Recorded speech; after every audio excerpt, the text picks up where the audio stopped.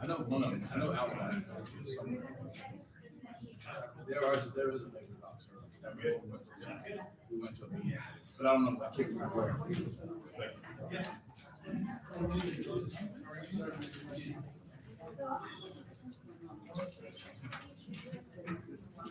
Yeah, I'm good. I'm mad. I probably have one. I remember seeing it.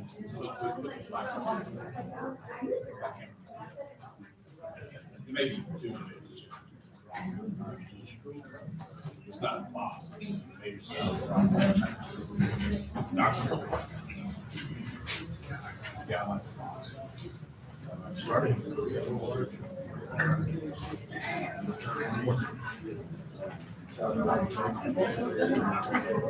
Wonderful match.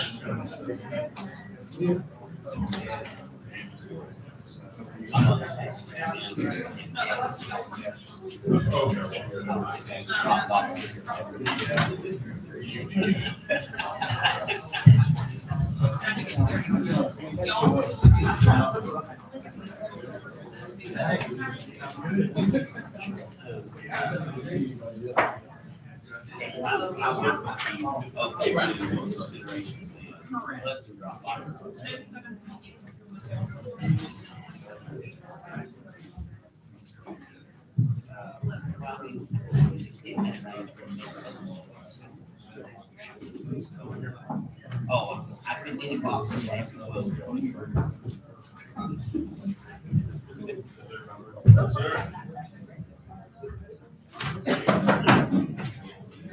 Call this work session.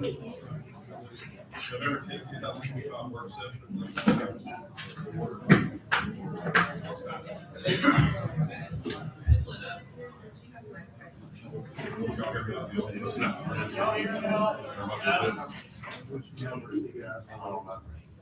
What number, Mike, is that? 4. All right, try it now. Go ahead. Y'all hear me now?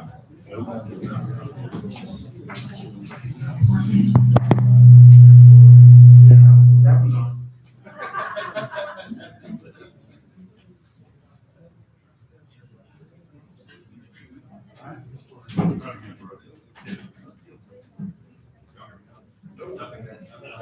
Any of them working out. Something's not on. None of them are on, I don't think. Power button? Get your seat.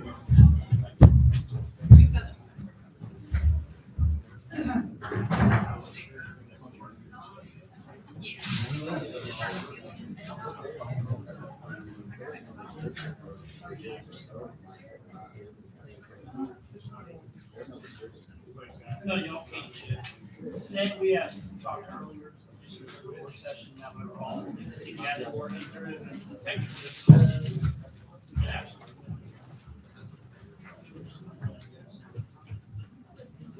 Y'all bear with us for just a minute while I work on this technical issue.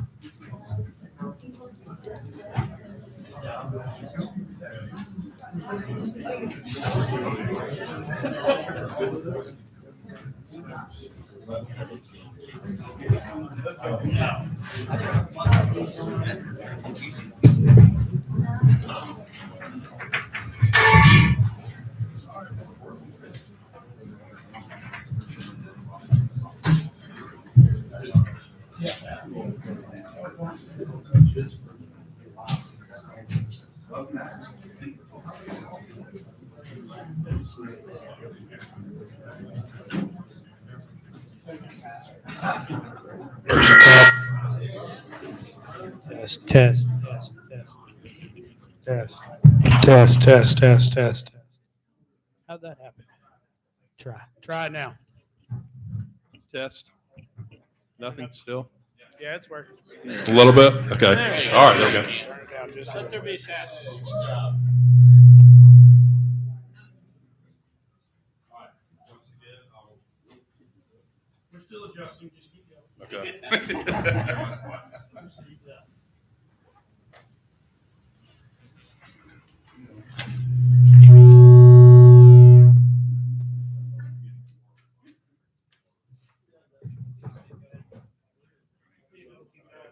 All right. I'll just start talking and maybe, all right, there we go.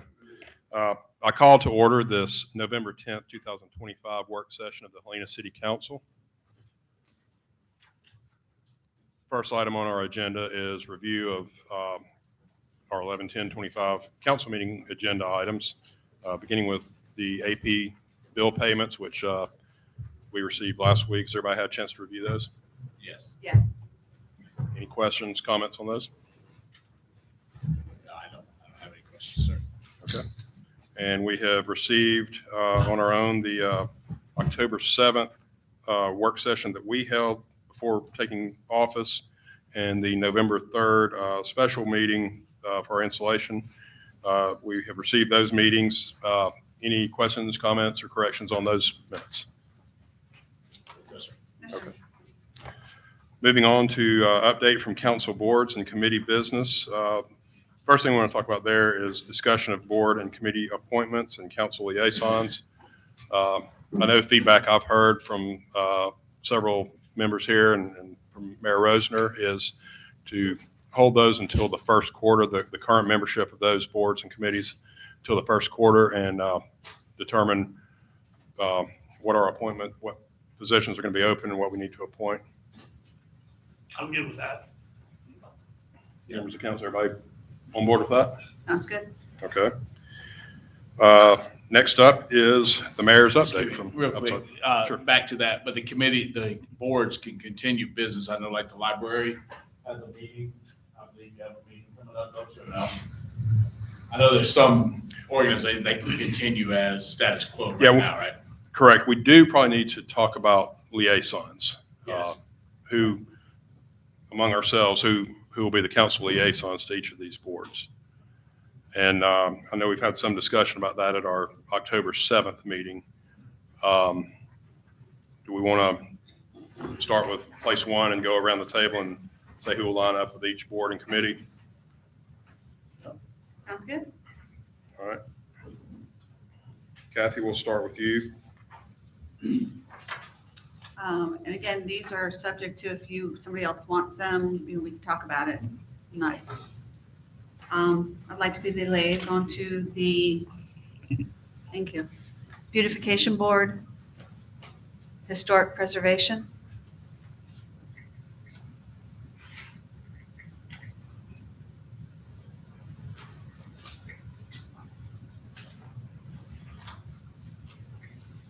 All right. Place two, Andy Healy. All right, currently I'm the TAG grant committee, and I'd like to stay there. I currently work with D&I, which we will again be changing names.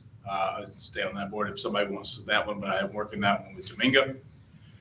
And I offer to work on the market days and if need be, teen council.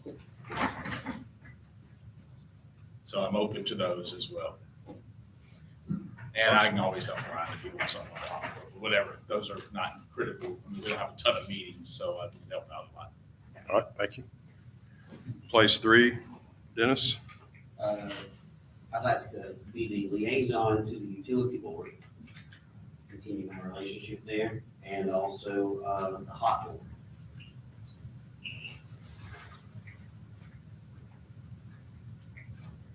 All right. And I'm place four, and I'll basically take what was Laura Joseph's place as the city council liaison to Planning and Zoning Commission. And I have also given consideration to serving on the library board, and I'm willing to do that. It helps that I have a librarian as a wife, so I've got a little bit of not experience, but some knowledge there. So, and place five, Jeff McDaniel. I just want to maybe pull forward our discussion during our public meeting on October 7th. And I think there was consensus around making sure that all of our boards and committees were in our ordinance. And short of that, then technically, where some may be familiar with boards that exist and they want to be liaison, it's appropriate to have all of them before us. So to some extent, I think we have the cart before the horse. We also agree about standardized procedures to include evaluations. So that doesn't remove me from saying that I want to work with a particular board, but I would like to know all of them. And I think there are some that have maybe been functioning that do not appear in our ordinance, and I think we reached that Right. agreement. I believe it's two, Madison. Is that, I believe there's two. I know DNI is not on there, on the current ordinance, and one other one. I do know that. I committed to bring that up in that meeting with Jeff. So please, I'm sorry, Jeff. Good job. You go up too. That's okay. But just what I believe is an inactive board, because the board of adjustments has not met, I guess from anyone's recollection, I did agree to that one. I will accept other assignments, but again, it's going back to our conversation. I want the things that we discussed to be a part of any action that we take going forward. Which adds, I think there's an appointment on the agenda this evening. So if we're holding off appointments until January, the one that is before us this evening is an exclusion or exception. Well, utility board has its own bylaws. So we're basically, the utility board has kind of gone through their process already to nominate that. It's a necessary position to be filled just due to a member rolling off because of going on accounts. Yeah, I don't have a dispute or an issue about that. I just think, again, those things should be done. Right.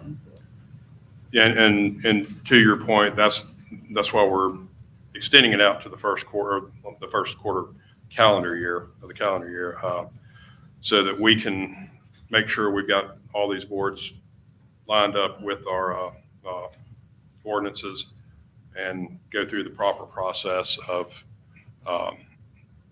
selection, application, announcing any vacancies and the selection process and how we fulfill that and have them all lined up, at a consistent time and have the right method going forward.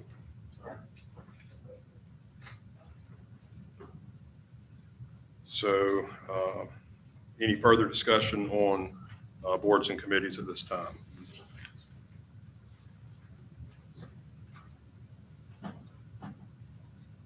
Yeah. You got 2 events, you say, coming up for the hot one? Okay. Hot board's got a meeting, we got the Christmas parade, so. I understand what Jeff is saying, and I'm reviewing that, to bring all that in, but you may want to have amongst yourselves and bring it on like an acting liaison while you go through this process, because there's no one with the Christmas stuff, with beautification, their stuff. They got their Christmas thing coming up in a couple of weeks, and Hot Board's got a meeting on the 17th, so one of you may want to be in there for the meetings, all I'm saying. So if you just do it as acting or something for the time being, since while you're going through the eval process, it may be, I would recommend doing that, so there's some council involvement. For the liaison positions, the council liaison positions. Call them an acting liaison or something. Once we get everything lined up. While you're getting everything lined up, at least you're getting that information. No, that's That's what great. Great we advice. need. Put you on the spot, so And if, I mean, I'll put him on the spot. Well, it could just be with them. Right, right. Doesn't have to be like a party acting. So back to the ones that we mentioned, are there any other boards and committees that we have not addressed? I think we can just go through and, for the time being, on direction of council, name those of us who've expressed interest in being the liaisons as the active liaisons for the time being until first quarter when we go through the formal process. Because the formal process is reviewing all appointments, correct? And kind All of boards and resetting committees. if we need, right, Yeah, make sure they line up with the ordinance. correct. So I wasn't aware, and I understand Jeff's point, but these boards and committees continue to, your agreement, they can continue to act in their current capacity. And I don't think we'd want to do anything to hinder them continuing to move forward until we review all of those bodies as a whole, that happened for a quarter, and I just reaffirmed it from council liaisons. Yeah, and I'm in agreement. I mean, we do need to, obviously, we need to have a liaison in place in each of these. Are there any that we have not named here tonight that we do need to have?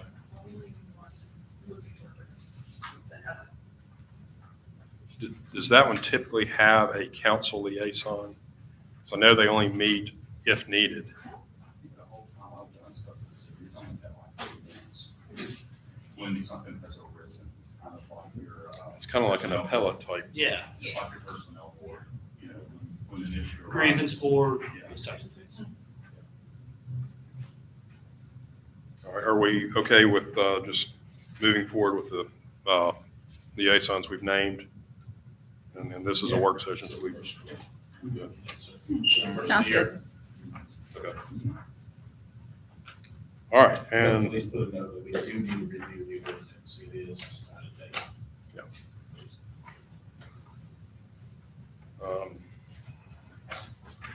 any other questions or comments on boards and committees and liaisons?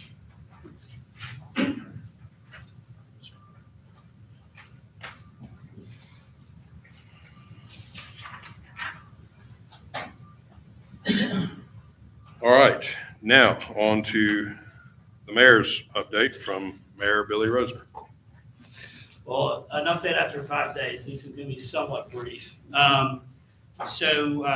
Have begun to get my legs underneath me a little bit. A couple things to bring to y'all's attention. The systems that I'm coming across and attempting to begin preparation for the budget leave more to be desired than I originally thought. It's extremely difficult to get any kind of reporting in an Excel format, which would allow analysis and then pivoting and putting those numbers together in a way that makes sense.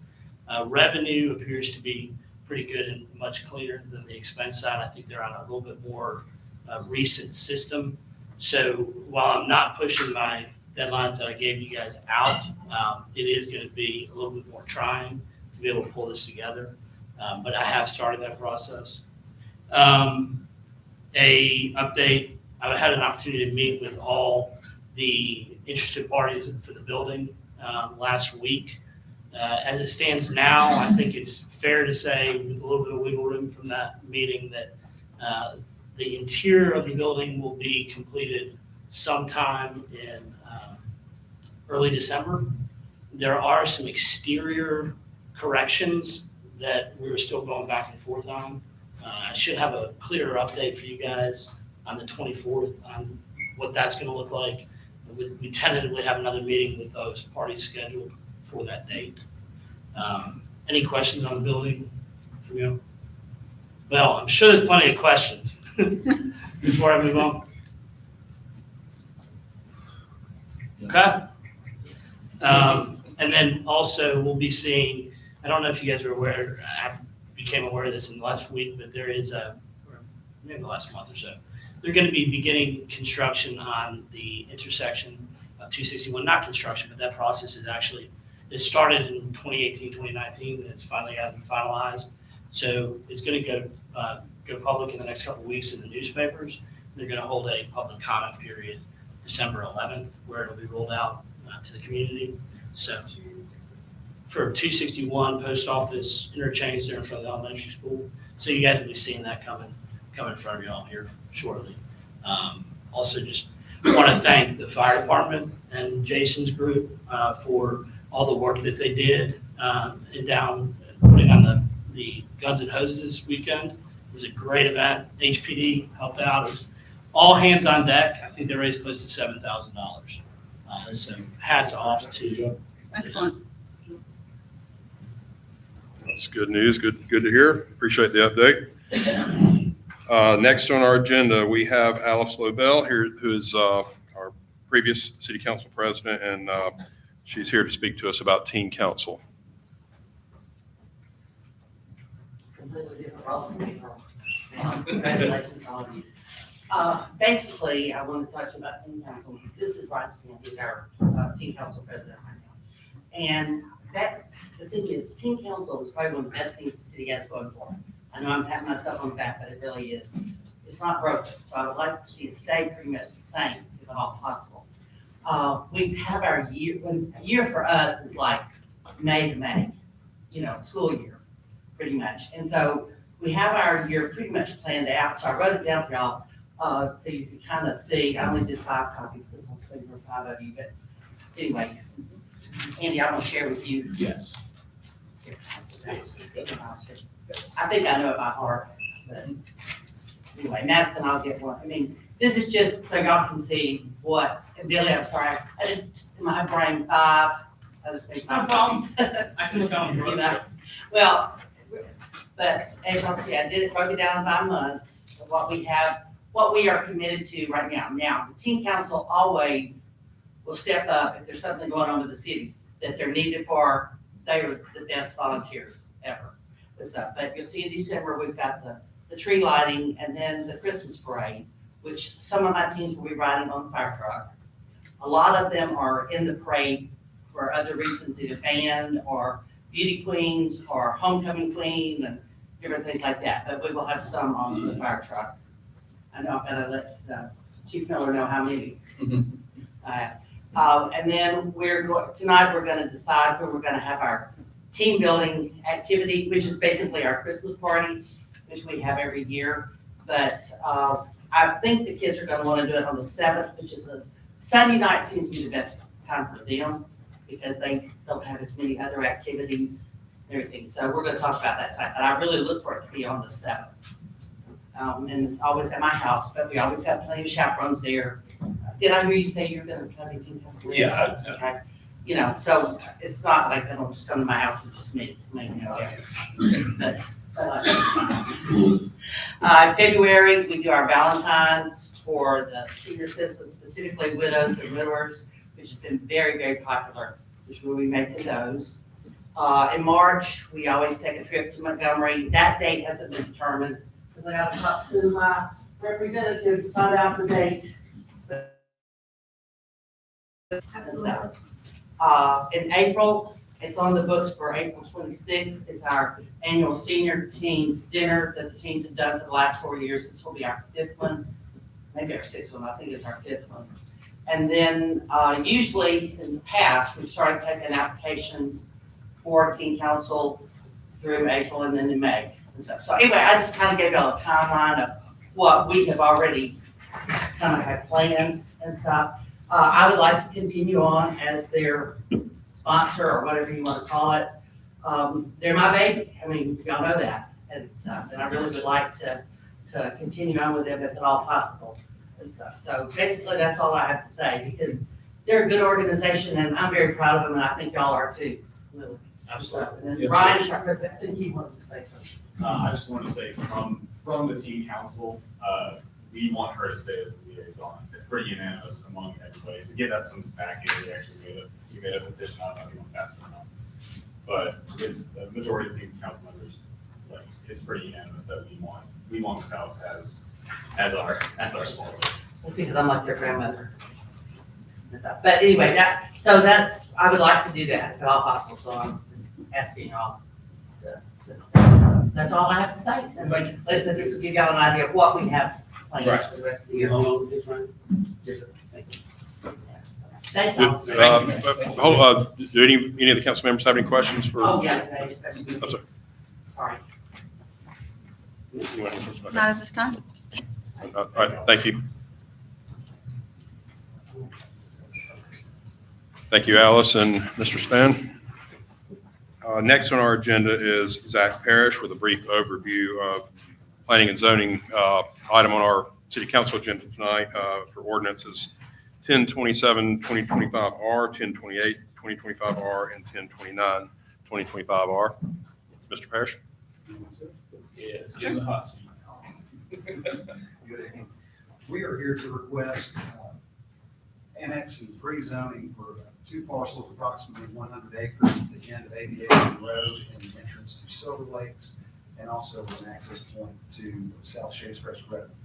purpose, the land use purpose of this would be to have a retirement community, age restricted, that has various stages of living, housing within it, starting with single family dwellings, one level apartment style condo flats, and then kind of a larger care facility for additional needs that individuals may have.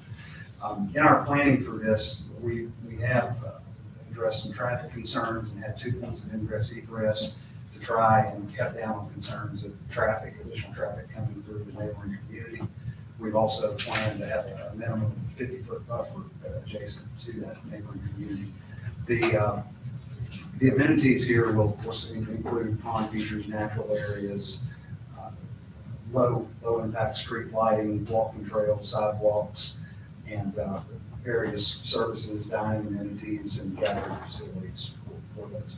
We'd like to point out that it's minimal traffic impact with the use that's associated with it, as they don't seem to, that use doesn't seem to impact peak hours in the morning and the afternoon. I know this is kind of supposed to be a brief overview, but I'd like to put some emphasis on the traffic environmental concerns. We've had some initial conversations our traffic engineer has with Jefferson County and received some feedback from them that we appreciate, and they're good concerns and questions. We've also had some feedback from the city of Helena's engineer that we appreciate, and all those we count in our traffic study, so that we can try and get it all in this first initial step of work addressed. We have had an initial environmental study on the property. We do that on every project to try and recognize any possible environmental concerns that could be. So in the initial environmental phase, we have not recognized any concerns. Should any come up, we'll proceed as we should and investigate further as need be. I know there were also some historical concerns. We've done initial assessments of that and have found none that are recognized, but to the P&Z's point and the requirement that we do have to comply with all state, federal, local ordinances, and we're prepared to do so. And really with that, I'm open to any questions you may have, and I hope I can answer all. Will the community of Silver Lakes have access like the trails and stuff like that, or is that just going to be strictly for this community? It will be strictly for this community. You mentioned a 50-foot buffer, but I believe Brooke had told me earlier that they were requiring a 100-foot buffer with 50 feet undisturbed. Is that your plan? So we've got a guaranteed 50-foot undisturbed buffer. What we're actually showing is more 125 foot. Mhm. What we were required from planning and zoning was to maintain a minimum of 50-foot undisturbed. But right now, what we're proposing is 125, and we aim to fulfill that as best we can. But we know that through the clearing and grading of the road process, there's spoils and additional clearing areas that do get impacted. But we know that we've got to maintain 50-foot undisturbed. And with the exception of any of those, type of topographical issues you may encounter, your goal is to maintain the 125 foot, but within that 50 foot undisturbed. 50-foot undisturbed, yeah. Okay, within that, okay. The three levels of, the three kind of gradual stages of retirement living here in this development. The single family detached homes, I think there's 109 units, is that right? Okay, and all of these are restricted to 55 and up. That's correct. Okay. The 96 condo flat units, those will be 6 buildings of 16 units each. Okay. Do those provide an additional level of assisted living or? Not a full assisted living. That could change at some point, but we would be subject to the state requirements. Okay. If that were changed. All right. And then the 225 bed facility, is it skilled assisted living care? Is that what I've That's heard that correct. referred to? Okay. So it is not skilled nursing care. It's not a nursing home. It's skilled assisted living care. Okay. Can you briefly describe what happens in that 96 unit facility?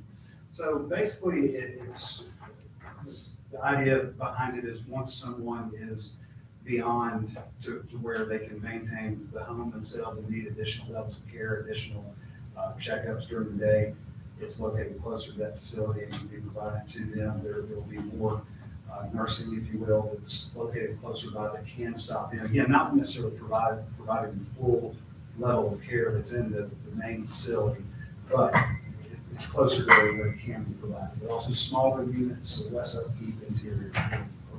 Have like a common area, common kitchen and dining. Not a common kitchen or dining, it's just per unit. Okay. Each one's nice, in their own unit.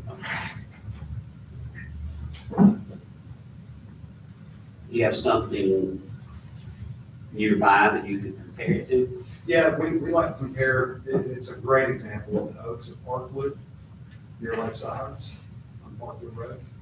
And really our site plan, if you've seen that, if not, I've got larger copies of it. It's really set up very similar to that. Do you know about the numbers of the 3 different levels at that facility, like comparison to the 109, the 96, and the 225? They are very similar. It's on the same size acreage within, say, 5%. Does that one have a second entrance, or is it only from Parkwood Road? It has a second entrance that is more of a staff only. It's not Okay. restricted to staff only. It does have a gate that can be closed at times, but it does have a second. Okay. So this development will not be gated, correct? That's correct.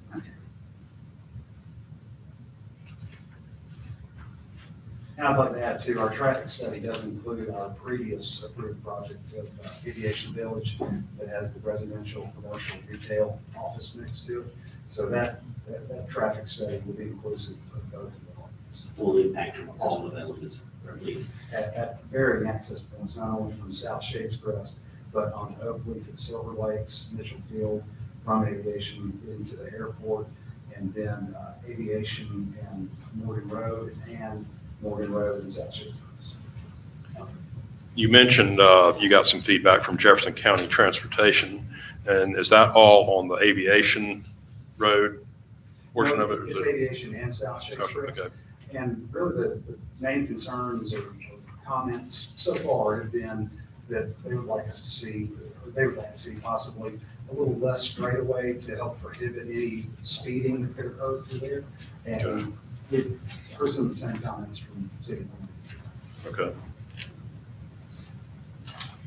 But they weren't requesting any or requiring any infrastructure improvements on either road for your tie-in? We anticipate that we will have those improvements as far as decel lanes, accel lanes. Okay.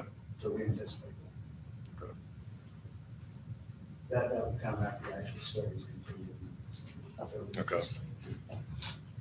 And what's the time frame moving forward with approval? Zach? Timeframe, we would see full land acquisition by late January, early February of both parcels. And then you've got approximately a 6 to 8 month design and approval period for comments going back and forth between the engineering department here and with our engineer. And so you're looking at really kind of winter of 26 for clearing and development to begin, and then a spring, early summer of work construction. Okay. Spring, early summer of 27. 27. So you'd be looking at early 28 before Before residents. any residents were moving in, which I think another concern in the P&Z meeting was fire rescue. And that should give us time to address that as we move forward.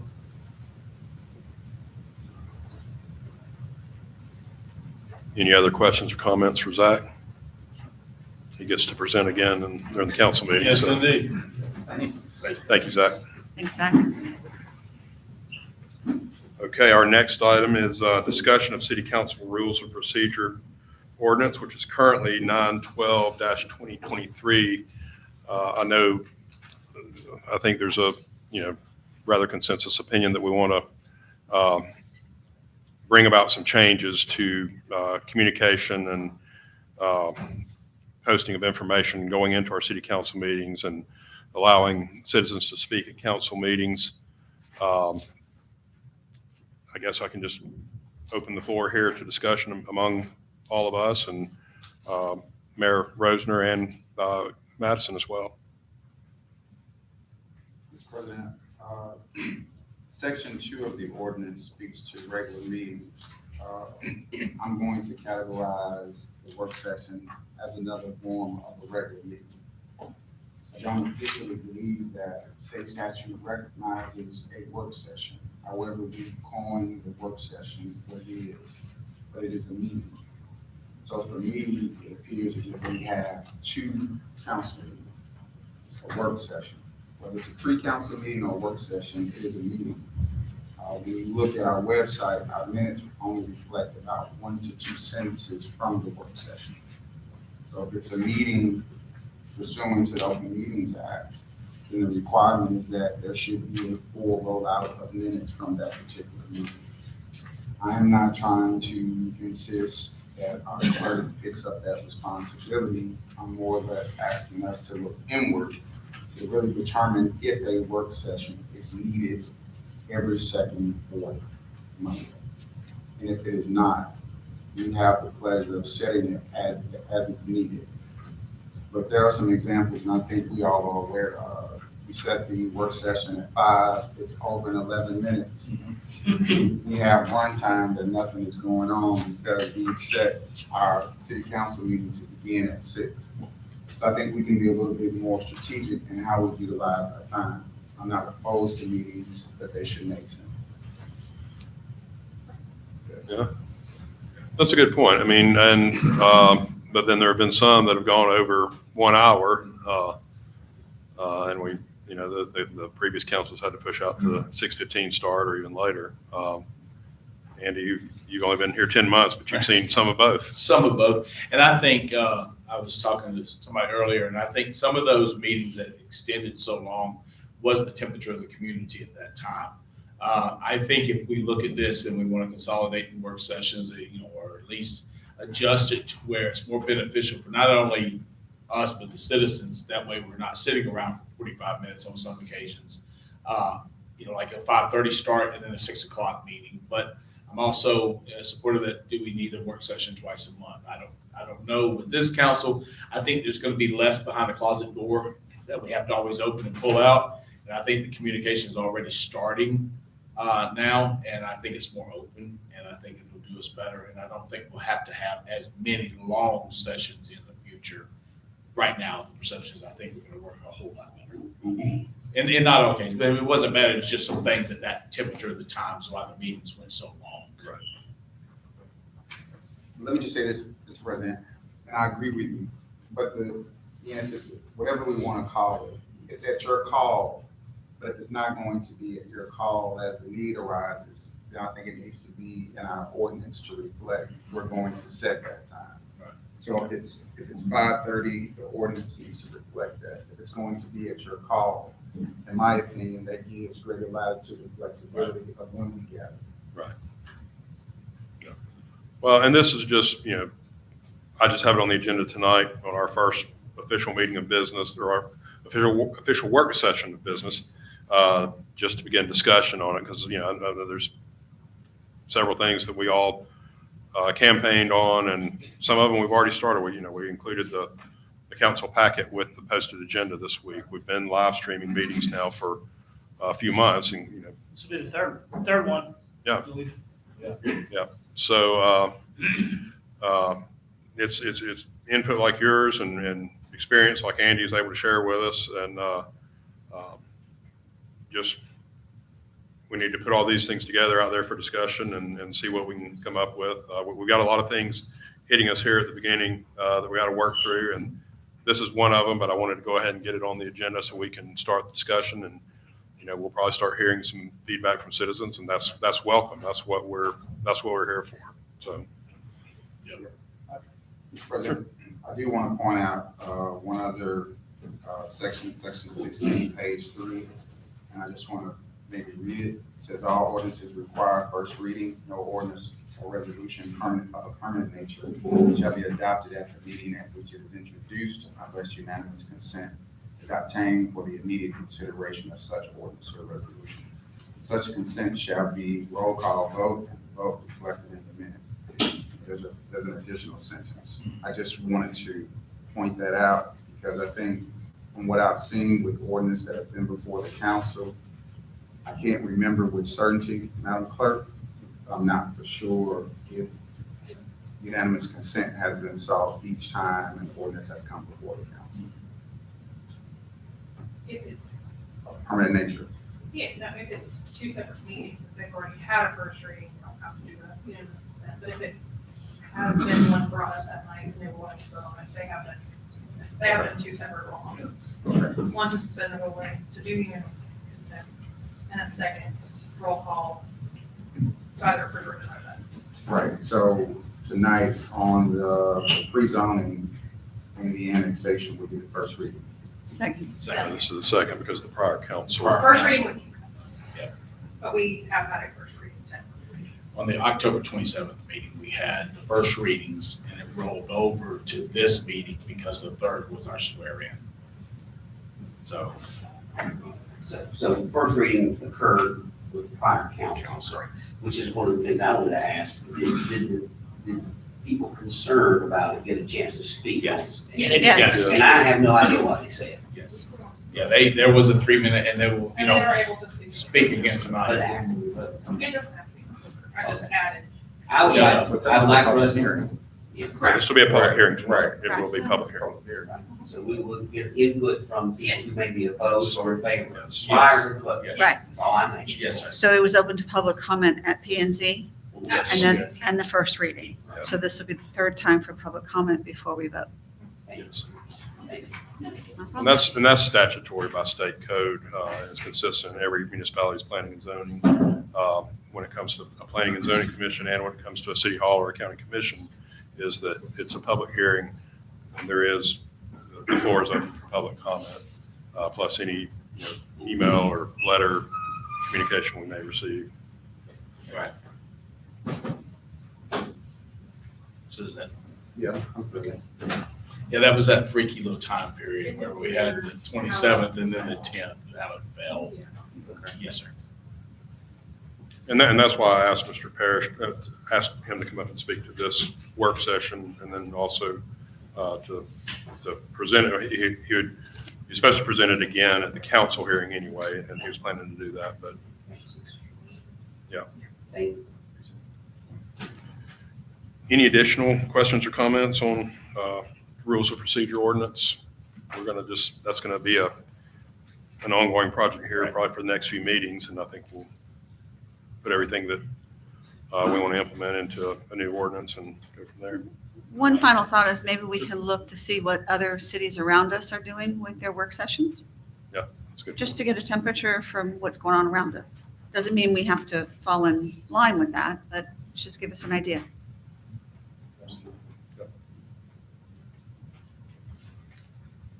Okay, next item I wanted to, since this is just a work session, there's not a up or down vote on anything, but Place One Council Member Kathy Hammond has some good news for us. I was going to let her speak to us on this item. Thank you, Council President. All I can say is talk about timing. This project fell into perfect timing by the grace of God. I would like to call up Captain Lindsay to discuss this with us, and you can ask him any questions. We have secured the funding for a baby box to be installed at the fire department. So we're working hand in hand together to make this happen. We should have a contract as early as a couple of weeks. They're working on it. Yeah.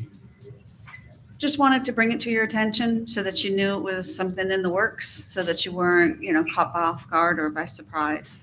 Could one of you speak to what a baby box is? Yeah. Because Yeah, a week that- ago, I didn't know what a baby box was. I was gonna let him do that, So the one we're going through is Safe Haven Baby Box, that's the people that make this. Alabama's got a Safe Haven law, which allows a parent or a mom that doesn't want to keep the baby, to surrender that baby at hospitals or at a fire station, places like that. I had looked into this, we kind of looked into it last year, but you're looking at anywhere from $25,000 to $40,000 to get this thing installed, because it does require some construction costs on the fire station and some utility stuff and all that. So we kind of put it on the back burner because funding wasn't there. Miss Kathy came to me and had found funding for it, and so we have somebody that I guess we can. Yeah. Yes, so Judge Welburn is gonna fund it. She actually, we talked to her yesterday at the barbecue. She has had two, safe haven babies come before her in court. So she's gonna use some of her court fees that she has to help fund this project and get this project moving. I've reached back out to the safe haven folks and they are working on a contract. That's our next step, is to get a contract with them. And then once we get that in place, then we can start doing the construction and order the box and all. But the box is a box that will be mounted in the fire station, on the wall of the fire station. Fire Station 2. It provides a place. We're gonna do it at Fire Station 2. That's we all kind of feel like that's a good location because the whole intent is that somebody can get in, drop the baby off and get out. And the baby box in the safe haven baby law comes from back in August of 2023. There was a baby that was found dead in a dumpster. And on autopsy, it was determined that baby was alive when it was put in the dumpster. And so, and those type of things happen all over the place, and that's why they've come up with the safe haven laws. That's why these boxes have been produced. And so, what the box will do is it'll be inside of the station. A mother that wants to surrender the baby can bring the baby by, put them in the box. Once the box is closed, it's locked from the outside, so nobody can get to it. It's an air-conditioned box, climate controlled. It has all kinds of sensors on it. It knows when the doors are open. It knows when there's a weight in there, so it knows when the baby's in there. As soon as the door's open, an alarm goes off, is sent to our dispatch, which will notify them that somebody is putting something in there. And then once there's a weight in there, there's another notification that something in there. And then there's I think it's a 1 minute time frame that they wait before they actually dispatch anybody to give them other time to get away anonymously. And then we'll all get notified. DHR, I think, gets notified. Safe Haven gets notified. There's also numbers on the outside of the box that the mom can call that has counseling services available for them and can help them that way too. So. And I think Judge Walburn also said yesterday, correct me if I'm wrong, Captain Lindsay, that this will be the first one in Shelby County. I think that's what she said. I have not checked into that. Okay. I know that there's not a bunch around right now. Okay. According to the map that I pulled up on Google, the closest one is Prattville, Tuscaloosa, Jasper, Gadsden, and Auburn. Okay. So there's nothing central. There's nothing in Birmingham. There's nothing in Bessemer. There's nothing, right around here. So we will be servicing a great deal. And what the box does is, like, right now they can take it to children's room, child children. They have to hand it to somebody. Right. By having the box in place, it allows them to anonymously drop the baby off, and which our hope is with the box that allows it an easier process for them to drop it off and nobody does anything to stick it in the dumpster. And this child that is dropped off in this baby box does not go into the foster care system. It goes right to, after paperwork and checking out, and it goes right into the loving home of an adoptive parents that are waiting for a child. So it takes another child out of the foster care system. Great work, guys. Yeah, I agree. It's gonna be an ongoing process. It's probably gonna be over a couple months. There'll be some stuff coming before you guys to review Okay. as we move forward. But it sounds like we have all the funding we need to make it happen without tapping into any of the city's resources. The only side that we may end up with is we're gonna have to maintain an alarm system at the station. So we may have some small subscription fees for an alarm system and stuff at the station ongoing. But other than that, they'll provide training for all the firefighters and all the responders that would respond to it. They'll get the box in and do all the testing on the box. So it's, I'm excited about it. It's gonna be a fun project. Beautiful. Most definitely. Thank Hold you, on. thank you, Councilor Hammond and Captain Lindsay, and Judge Welborn. We appreciate that. This Thank you. will be a great amenity for our community, those in need. Thank you, Council President. Thank you. You're welcome. And next item on our agenda is just confirmation of our next meeting, November 24th, 2025. Council President, I will not be here. I had a prearranged trip planned from the 23rd that week, so I will not be present that week. So anything prior to that, I'm available, but we leave that Sunday. So. Okay. Mr. President, this doesn't necessarily fit Councilor Healy's situation, fact that we can expect counselors to be absent as it relates to the electronic commuting law. So we may want to consider at some point in the near future to adopt an ordinance if we don't have one. I don't believe that we do. That will allow, a council member or council members who are sick to participate in the meeting. But it has to be for the verified reason, sick. But just something that allows that particular counselor or counselors to be connected to. So just to clarify, they have to be sick. It can't be if you're out of town on business or if Andy's on vacation, it has to be sick. Yeah, we do need to, I think that was done some during the pandemic. I think everything was waived, but we. Everything got away. Yeah. Definitely need to, You can sick in bombs. That would be you. Call in. Phew, that beach towel's rough on my butt. Y'all are a mess. okay, any further business or discussion for the work session? What do we end up doing? Everybody else will meet this. Well, Because I'm available. yeah, I'm available. I'll be here. I'll be here. Yep, we'll have quorum. Vote them out. All right, any additional comments, questions, business, this work session? Seeing none, this meeting is concluded.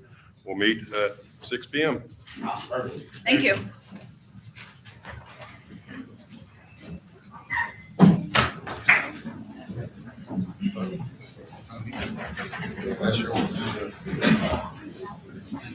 Call you. Yes. I'm going to. Ooh.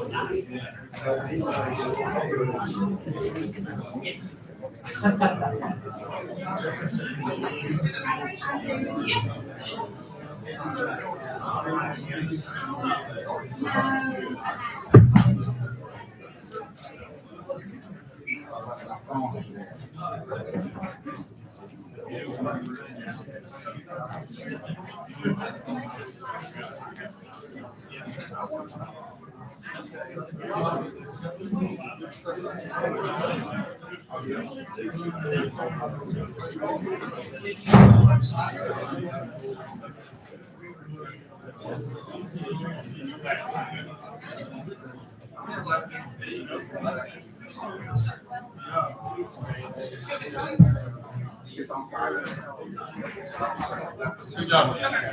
Thanks, good job.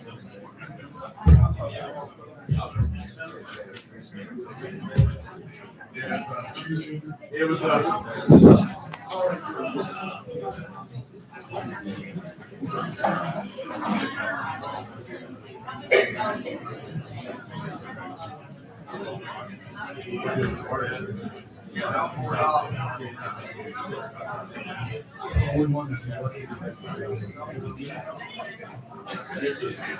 Rest of these I get to. Height is almost here, you'll notice. That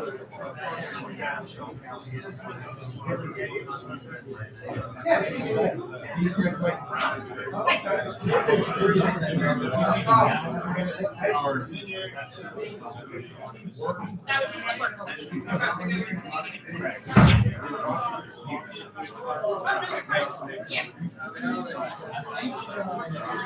meeting. Yeah.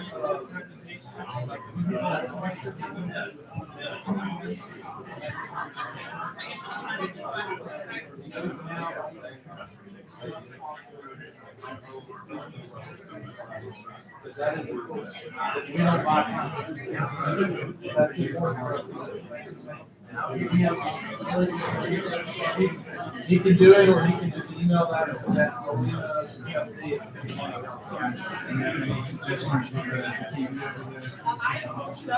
What are we doing? Just showing pictures of where the post road is. So there is a, you can turn it on, there's HDMI cable, and you can pull out. Here, this is. For some reason, Yeah,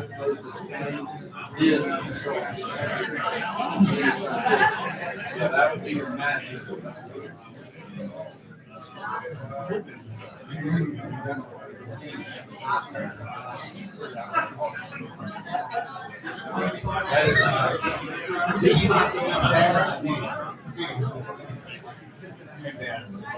Are there any attendance?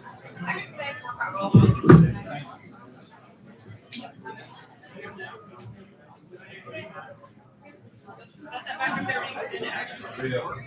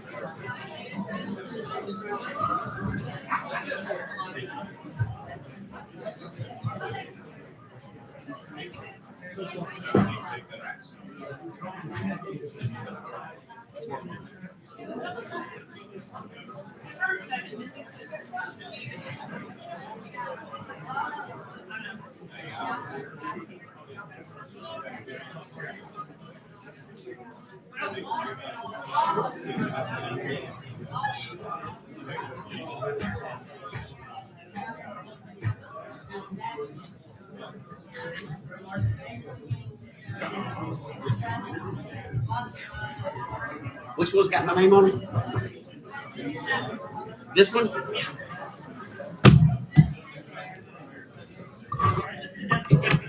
I don't know whose this is. What were those ones?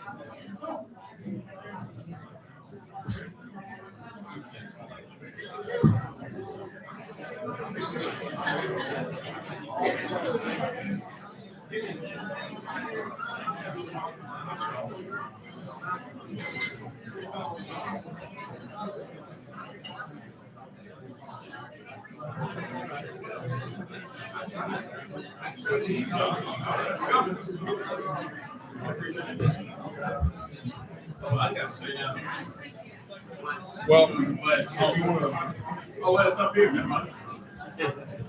It's up here with you. Today, Jeff and Andy are Army veterans.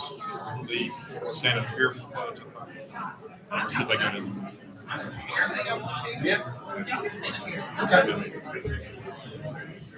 Since he and I be standing and sitting next to each other now. That's true.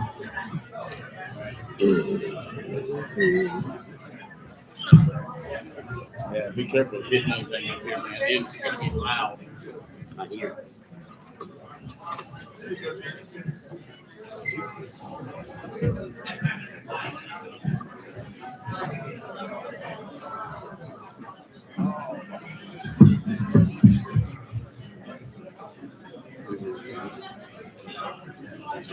careful, these mics are hot. Learn from me. Let's see. 954 number call.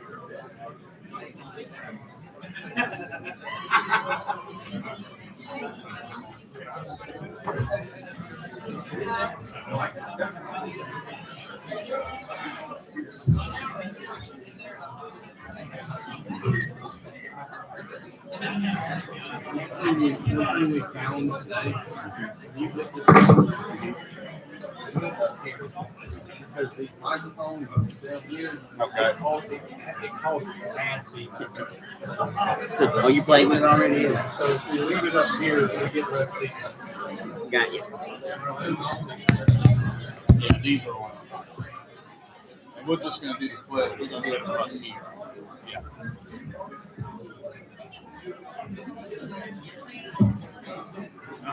Well.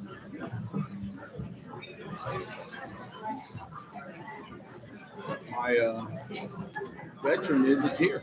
Oh, thank you, man. Sorry. Oh yeah, no, you're good.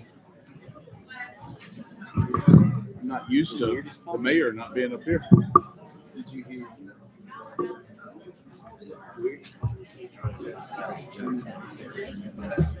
I'm struggling.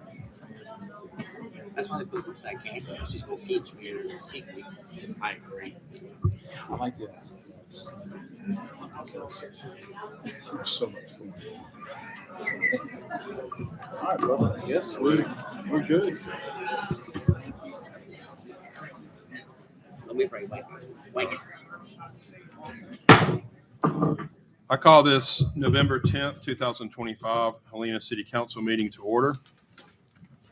First item is our invocation, and we do have a change of who's going to be giving that. We'll have State Representative Lee Halsey delivering our invocation tonight. If you would, please bow your heads. Dear Heavenly Father, thank you so much for this night. Thank you, Lord God, for this amazing city. But most importantly, Lord God, I thank you for each and every council member and mayor that is represented here tonight. Lord God, we thank you that you have put them in these positions. And I ask, Lord God, that you would guide them tonight as they make these decisions. Lord, that they would prioritize you and the will of your people above all things. I ask, Lord God, that you give them the wisdom and discernment needed to make those decisions. And I ask, Lord God, that never, ever, a day in their service, would they ever seek to sidestep you and your plan for this city. Lord, we trust you and know that your plans are perfect and without fault. And I just pray, Lord God, that you continue to give them that vision and wisdom throughout their tenure.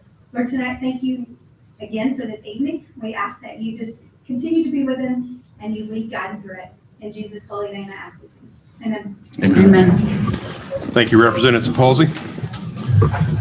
Next item is our Pledge of Allegiance. And with tomorrow being Veterans Day, I've asked two of our own veterans here on our city council, Jeff McDaniel and Andy Healy, to lead us in the Pledge of Allegiance.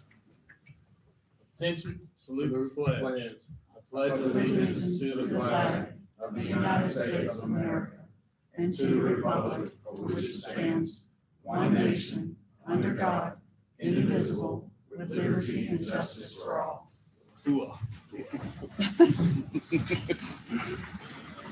Thank you, Jeff and Andy. Councilors McDaniel and Healy.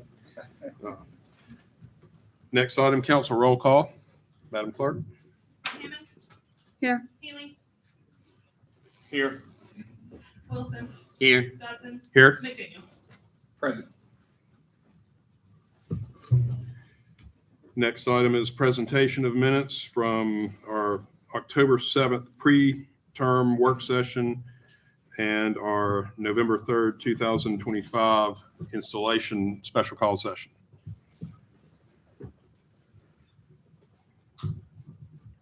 Looking for a motion. Yeah, I'll ask for a motion. I make a motion that we approve those minutes. Do I have a second? Yeah. We'll take a roll call vote. And we need to do one for each. Okay. So I'll do that for the 10-7. Okay. McDaniels. Yes. Healy. Yes. Wilson. Yes. Dodson. Yes. Hammond. Yes. And then for another. All right, I make a motion that we approve 11/3/2025 minutes. So moved. I'll second that. Healy. Yes. Thank you. Wilson. Yes. Dodson. Yes. Hammond. Yes.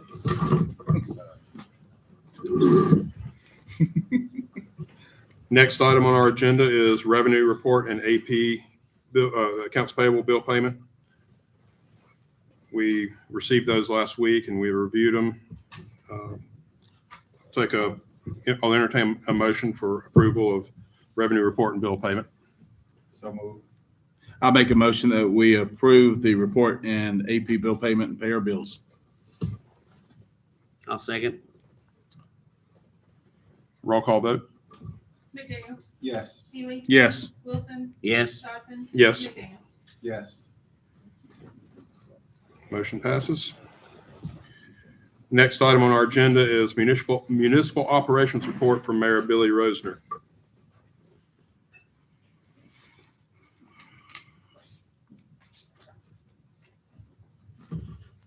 Thank you, Council President.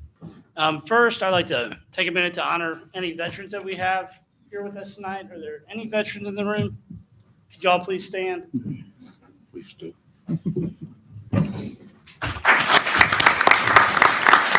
Thank all of y'all for your service. So we had a great weekend in Helena. Thank you to Joanna Harmon for putting together the car show down in the park on Saturday morning. And then it didn't stop. We rolled right into the Guns and Hoses barbecue. Thank you to the fire department, Public Works. I think Parks and Rec was down there. It was all hands on deck, putting on a great event.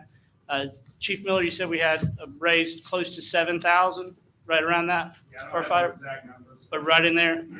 Great job. Some of these things I went over with earlier, but for those of you that were not here, I'll reiterate some of those items. In the first week, I was able to take a look at our systems that we have in place, financial systems. It leaves a lot to be desired. We're going to have some work to be able to get some of the reporting done. I don't expect that to delay my proposed timeline on budget, but I'll keep council updated as to when, as to if I run into anything that I think will present a delay. Brief update on the building. I had an opportunity to meet with all those involved in that process. It looks like hopefully we'll be able to have the interior complete sometime early December. We do have some exterior issues that we need to have resolved, and I'll be able to provide another update, more detailed on the 24th. And then also we'll be going out for public comment in the newspaper, and we'll be having a meeting on December 11th about the intersection development for 261 right there at the post office. So it's only been 5 days, so I don't have a lot tonight, but thank you for the time. Thank you, Mayor Rosner. Next item on our agenda is Resolution 1102025, Public Safety. This is for the transfer of ownership of P25 radio units from Shelby County to the city of Helena. Are we going to have that ordinance read, or read the resolution? Okay, the resolution for 1102. Should be in our packet here.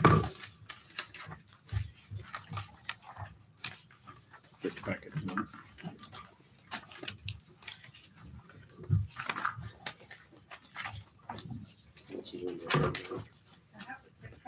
If you want to read that and sign Yeah. it while you're.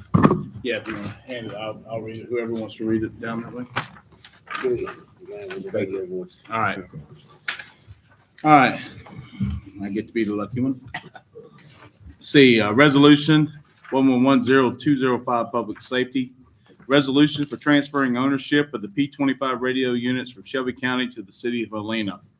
Whereas the city of Helena, Alabama has acquired 43 radio units from Shelby County, Alabama. Whereas the city of Helena, Alabama has entered into this memorandum of agreement here in after referred to as MOA, with Shelby County, Alabama, political subdivision of the state of Alabama, hereafter called the county. Whereas Shelby County recently acquired portable P25 radio units and desire to transfer ownership of these units to the Helena Police Department to support the agency's public safety and emergency communication needs.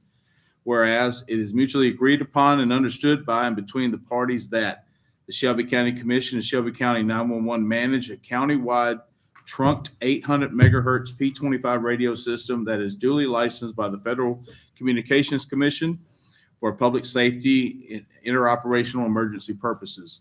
This MOA sets forth the terms and conditions under which the county will transfer ownership of certain radio communication assets to the city to support the city's public safety and emergency communication needs. The assets to be transferred under this MOA include 43 radio units, speaker mics, and chargers. A full inventory of the unit asset serial numbers is attached. The effective transfer date is agreed upon date below. On this effective date, full ownership, title, and responsibility for the assets shall be transferred from the county to the agency. The transfer shall be made without monetary compensation in recognition of mutual public safety interests. The agency shall assume all responsibility for the radio operation, maintenance, repair, battery accessories, and regulatory compliance of the assets upon transfer. The county shall operate in facilitating the transfer, including providing any relevant documentation, manuals, or support information necessary for the agency's use of the assets. The municipality will execute a separate MOA for the annual maintenance to become an active subscriber on the AIRS-58 P25 system. The maintenance MOA will outline the terms and conditions of use, as well as the annual maintenance fees required to operate units within the system. Now, therefore, be it ordained by the city council of the city of Helena, Alabama, on the 10th day of November, 2025. Thank you, Councilman Healy. Do we have any questions or comments here from council? Mr. President, the resolution reads, 43 units, but in attachment A, it lists 115. So is the 115 a Scrivener error, or is it? Is it for the whole county or? No, specifically for Helena.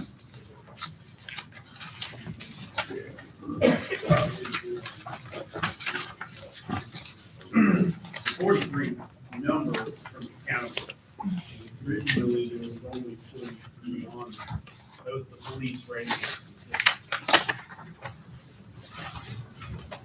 The difference in the number, my only other question was, the separate MOU for the maintenance, and care of the radios. Do you have the funding in your probably 26 budget to cover that expense? Yeah, it would be no different than our normal operating expenses for.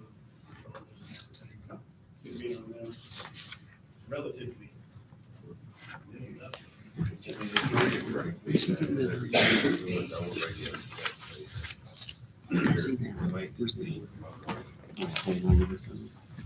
Everyone that has, every city, everyone that has one there.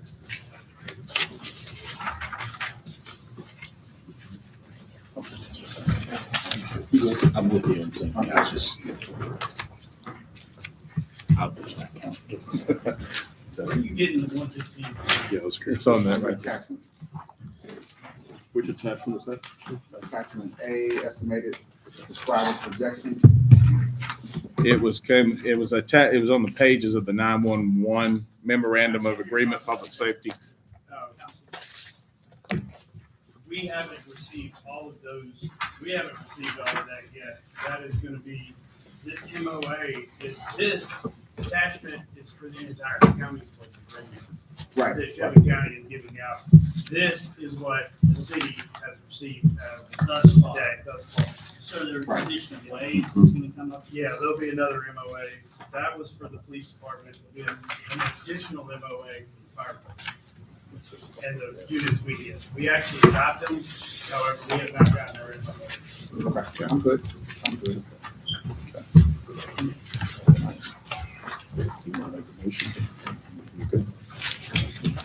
Any other questions or comments from council on this resolution? Seeing none, I'll entertain a motion. So moved. I'll second the motion. Madam Clerk, roll call vote, please. McDaniel? Yes. Haley? Yes. Wilson? Yes. Dodson? Yes, Hammond? Yes. the motion passes.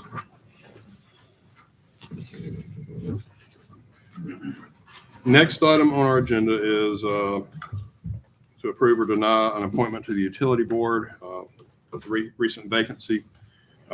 Recommendation from the utility board is for Kimberly Ray. Mr. President, I ask that we table this pending legal review of, on the selection. Okay, do we have a second to table this? Second. Roll call, we'll go with the roll call vote. Haley? Yes. McDaniel? Yes. Dodson? Yes. Wilson? Sure. Hammond? Yes. Yes. All right, we'll table that pending further legal review. Next item on our agenda is approve or deny ordinances 1027-2025R, 1028-2025R, and 1029-225R. These are for annexation and pre-zone. The first item is 1027-2025R for Parish Building Company for 600 Aviation Road Southeast.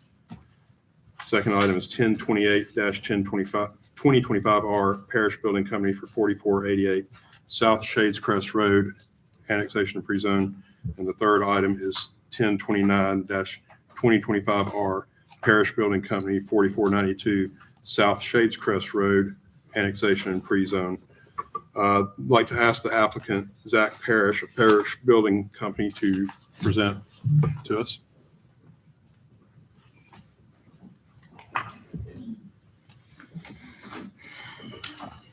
Good evening. We're here to request a property of approximately property of approximately 100 acres at the end of Aviation Road near the Silver Lakes community to be annexed, rezoned and annexed into the city of Helena. Our proposed use for the property is an age-restricted retirement community. The retirement community would consist of staged living options with varying levels of care depending on individual needs.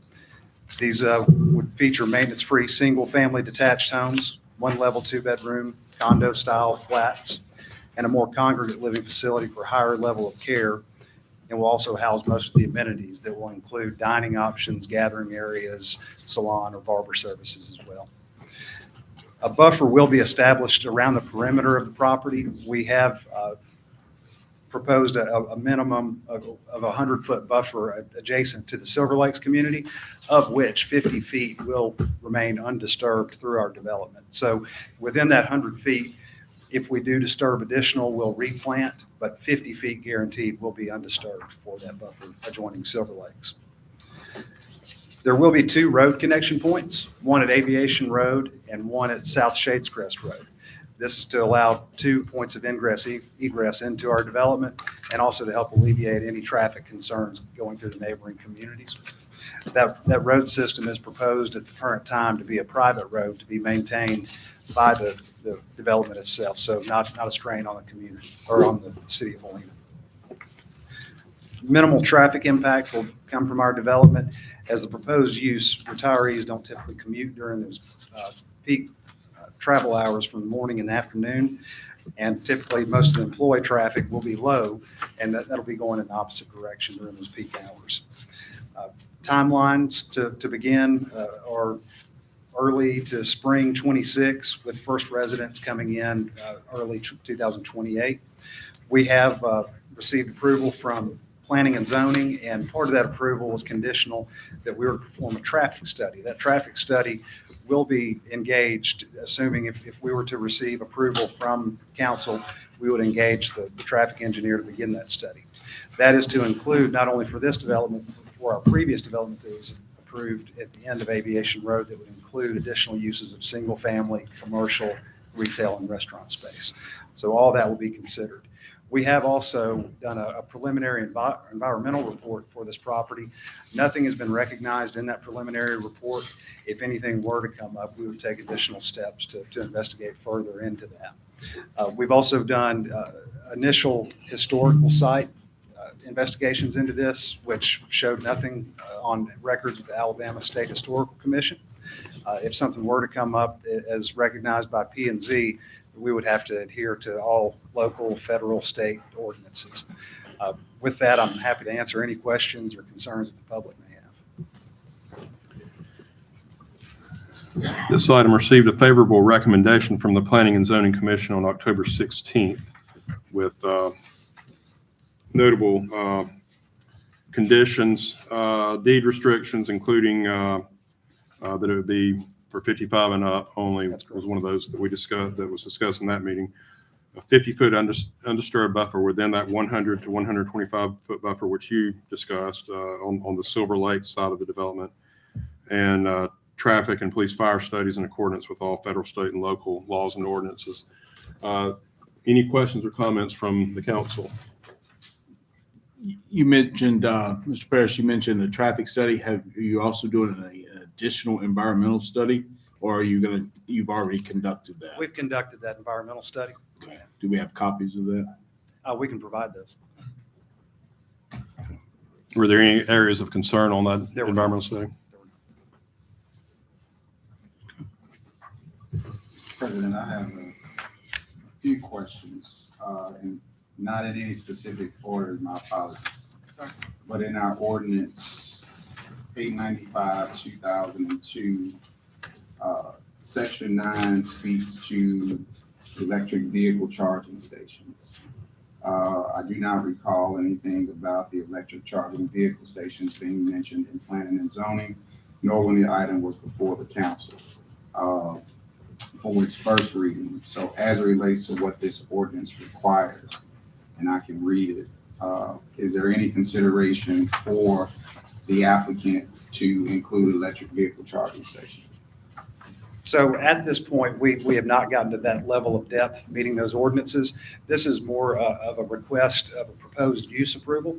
And should this proposed use approval get approved, we would then work with the city to make sure we adhere to all those ordinances.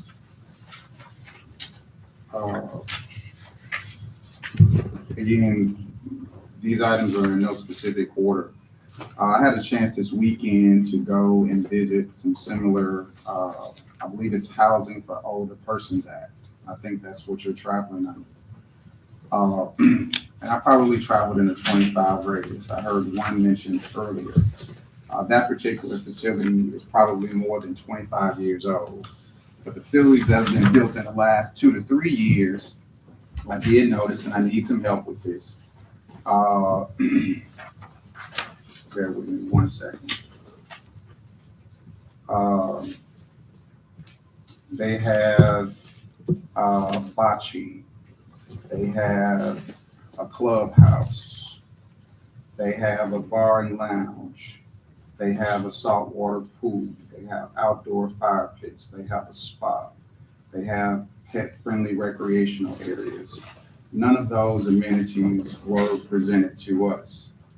Will your particular facility have any of those amenities? We will have some of those amenities. The site I believe you're referring to also has additional levels of care to include rehabilitation and other levels of care that we haven't specifically mentioned here. We do have outdoor gathering areas, fire pits, nature trails, walking trails, pond amenities on site. Of the ones I named, which ones will you have? I believe I just named them, sir. I'm sorry. The amenities that we will have? Sure. Nature areas, walking trails, outdoor gathering areas, indoor gathering areas, dining facility. There will not be, at this point, not a proposed bar and lounge. Okay. Swimming pool. That could be quite possible, depending on the end user. Could have a swimming pool, an indoor pool. The end manager would be the one to make that decision for the facility. Outdoor fire pits and grills. Yes. A bocce court. Again, not at this point. To my previous statement, this is more of a preliminary proposed use if this could be approved with the city of Helena. And at that point, we would do a deeper dive into our site plan and provide that to the city for approvals. Personally, Mr. President, I'm not a developer, so where I know what the federal act allows for, it speaks to, if I'm not mistaken, an 80-20 rule. Of the 80% of the occupants, at least one occupant of that resident must be 55 years or over. However, if I understand the law correctly, the law allows, I guess, the developer, the owner, to have some flexibility in adjustments of the rules that apply to the 20% as well as to the individual units. As it relates to the 96 units, can you be explicit in what those residents will look like? Will it be just one 55-year-old? Will you restrict kids under 18 years old from living there? Will there be a short-term opportunity? Just kind of spell it all out. So the 96 units would be restricted to a 55 plus. And what that looks like more so is, again, this is staged level of care. So once you go from a single living facility, it's closer proximity to services that are available. Monthly fees could provide for additional dining options and additional levels of care. More so where the single family dwellings would be more a la carte, if you will. The 20%, what will happen with the 20%? Because the law only requires 80% to be 55 or older. Well, that would be enforced according to state law. So what will you do with the 20%? I apologize. I don't follow the question, sir. But what will we do with the 20%? We'll follow state law. The intentions here are to have a 55 plus community. If there is someone under that, they'll have to fall into state ordinances and regulations as well. So, and it would be enforced. Someone under 55 will be in the 20% of occupancy. That's not the intention, but if state law does allow that, that would be permitted.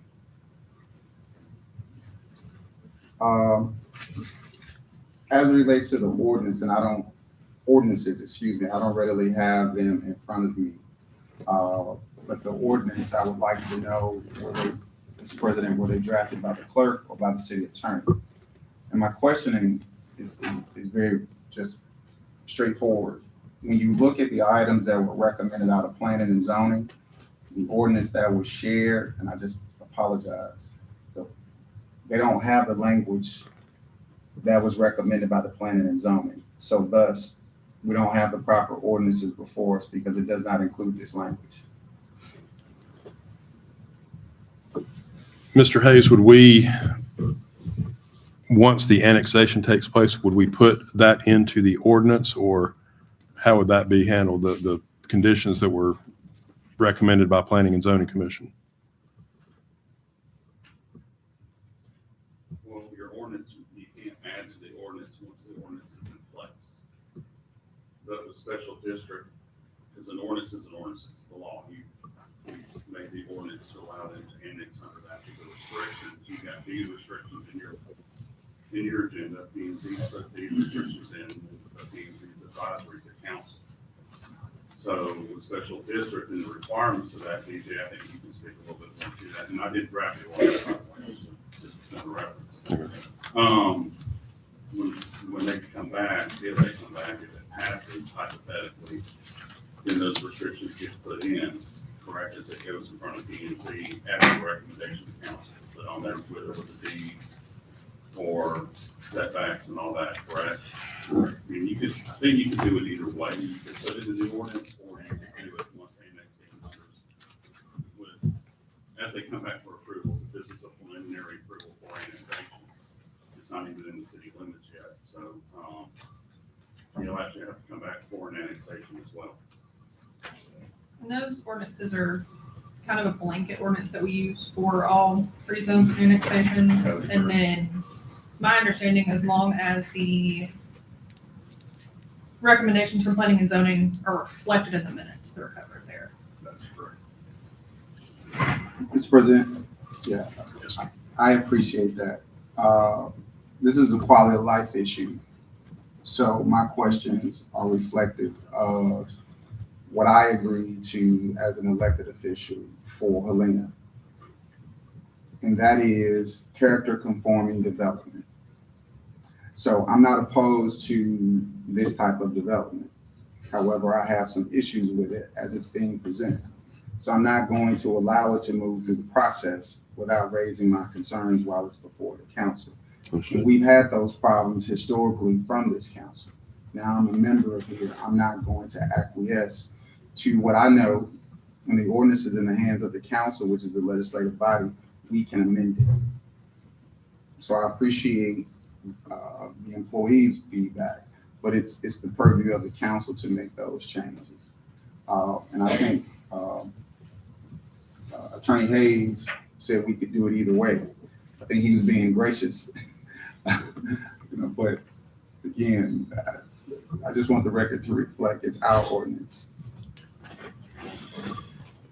Mr. President, I just want to make sure I'm going to dumb this down for me. All we're doing right now tonight is saying, yes, we can bring this into our city.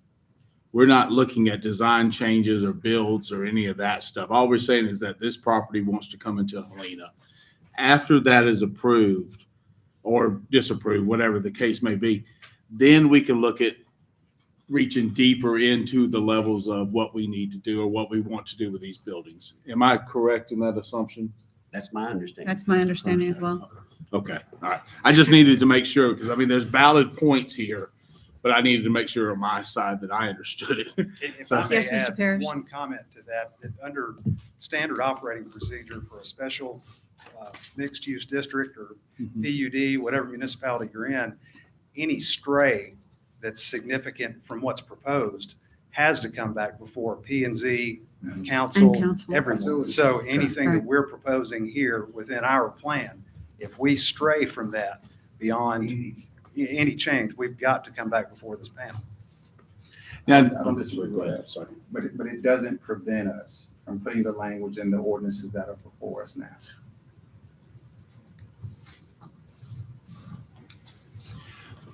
Now, But they how don't- does the community, I'm so sorry. Councilman. Go ahead. How does the community, I know there's a 55 and older community in Trace Crossings area. And I know that is very strict at a certain point on the age limitations there because they wouldn't let my wife move in when I was teasing with her about moving into there. She's younger than I am, but I just was curious, is that the 80-20 that my fellow council member was mentioning, or the 90-10 or whatever the code would be? Or is it just you can make that regulation to say it can be 55 and older and no younger? I don't know. I'm asking for clarification. And if we don't know tonight, that's fine. It's just for me to understand a little bit more. Well, you can make that restriction as that age group, 55 plus, is a protected class, if you will. So under fair housing, Right. we're able to put that as a deed restriction. And that's what planning and zoning asked you to do. Correct. Okay. Okay. So, and I can speak from the planning and zoning conditions that we stipulated that 55 and up was for all residents, not for 80%. And that was your understanding as well. That is our understanding, but we do recognize that if the state fair housing has something that we have to follow, then, again, it goes back to federal, state, local ordinances. We have to follow in line. I think that my understanding, and correct me if I'm wrong, Councilman McDaniels, but the 80-20 said this is implying that at least 80% would have to be 55 or up. But we could stipulate that all have to be 55 and up. No, we can't. We can't do more than what the law requires, but we can stipulate with the developer of what that 20% looks like. There are some restrictions that he can impose. So I guess for me, I don't want the 20%, just very plainly, to be market rate or subsidized. Because when I talk about character conforming, that compromises the folks who live on Shades Crest. It compromises the folks who live in Silver Lakes. So the 80% may be great, but it's the 20% that causes problems for the city. That was brought up at one of our prior meetings, if I recall, and somebody correct me if I'm wrong, that is why planning and zoning asked for it to be 55 and older, so that that type of an issue would not happen with this said property. It's the pleasure of the council, but we've had challenges with zoning, and it's no reflection of any one individual, but it's only because we have not been committed to making it more restrictive to developers. Helena is open for business, and at the end of the day, we want good quality products in our communities, but we've built far too many homes already. Those are just my opinions. I don't want to belabor it. Well, I would just like to add as a personal comment two items to that.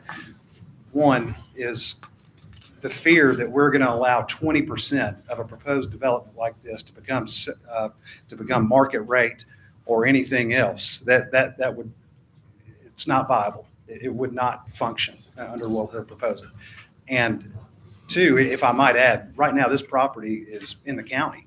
And who's to say that this couldn't go and be zoned at 100 acres? You could go without having it rezoned to Jefferson County and get it approved for 100 1-acre lots that have no age restriction to it. And that under A1 zoning could have any product on it. You could have trailers. You could have, so speaking as to the quality of life, I think let's revisit that comment. That's fair. Any additional comments or questions from council before we? Sure. Councilman McDaniels, is it your contention that we can't add further restrictions to what the state law requires? We can have the developer to do those, just like we had the restrictive covenant added that would only be used for 55 and over. He can do more in some areas. Okay. But we're not bound just by a state law that doesn't allow for us to do more. In some areas. Right. Okay. In some areas. All right. Thank you. Once it's zoned or whatever it's going to be, we have plenty of time to work out the details and the nuts and bolts of this project, correct? Correct. Correct. Any additional questions or comments from council?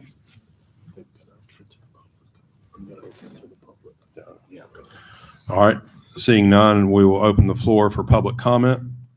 Ask that you, Sign in on here for public comment regarding the zone. Those are very sensitive microphones. So sorry. you're going to time. Yes, sir. All right, we will have, we have a list here of citizens who've asked to speak on this topic, and is this for, Madam Clerk, is this for open public comment or public comment on this item? Because with this being a public land use here, public land use here. I wrote down zoning for their topic. I did not print out separate. Okay, yeah, we do have some for Only zoning. one that I think was public comment at the end. Okay, I see that now. Yeah. Okay. All right, so I see at least 3 on here that are for public comment on this zoning topic. Okay.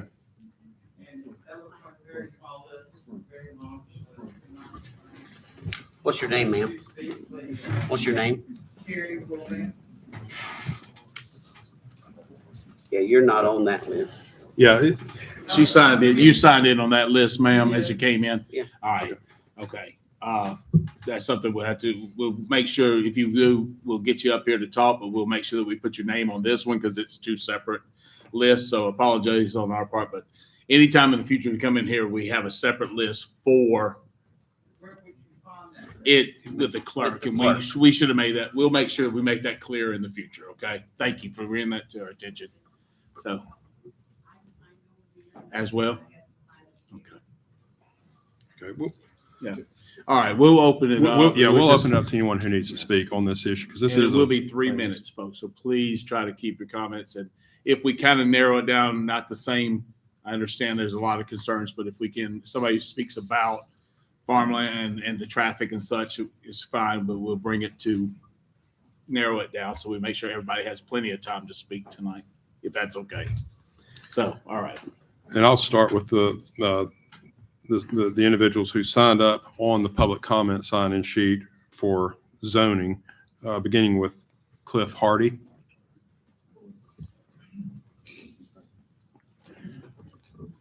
And Mr. Hardy, if you'll please state your name and address.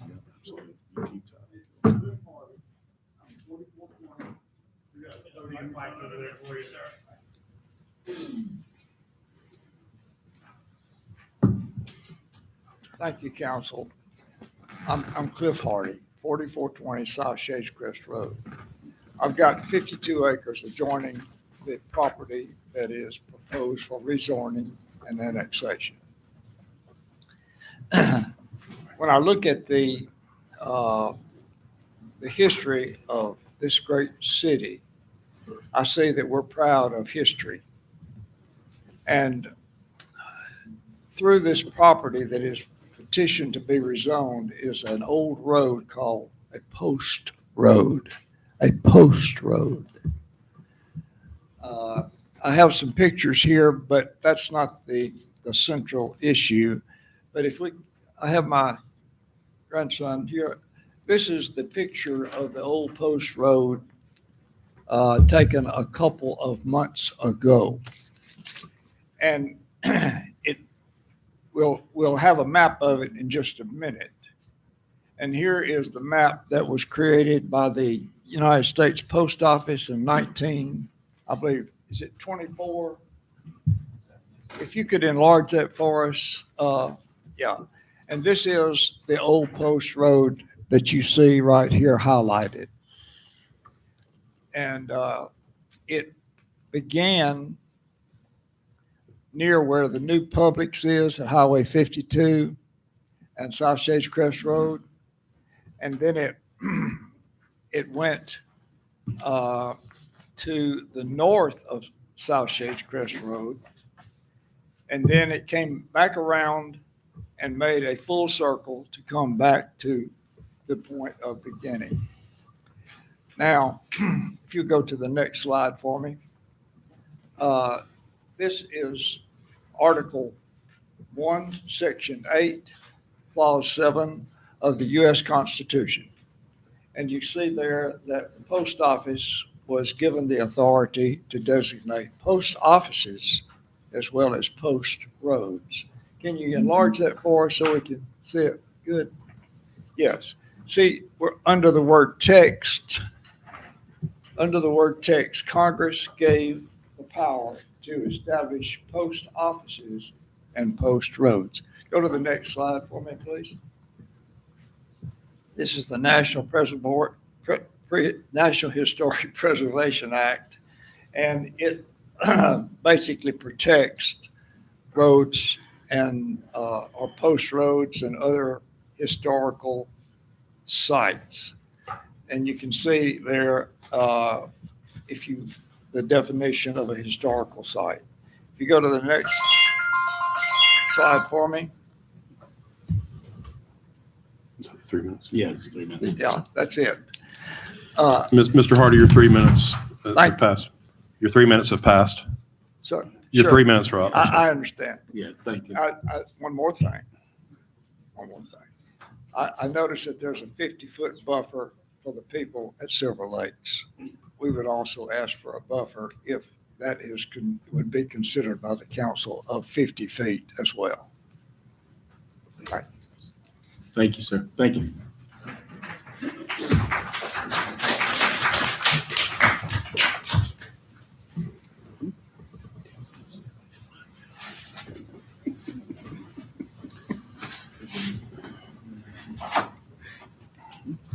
Next, I'll call Sultana Godwin.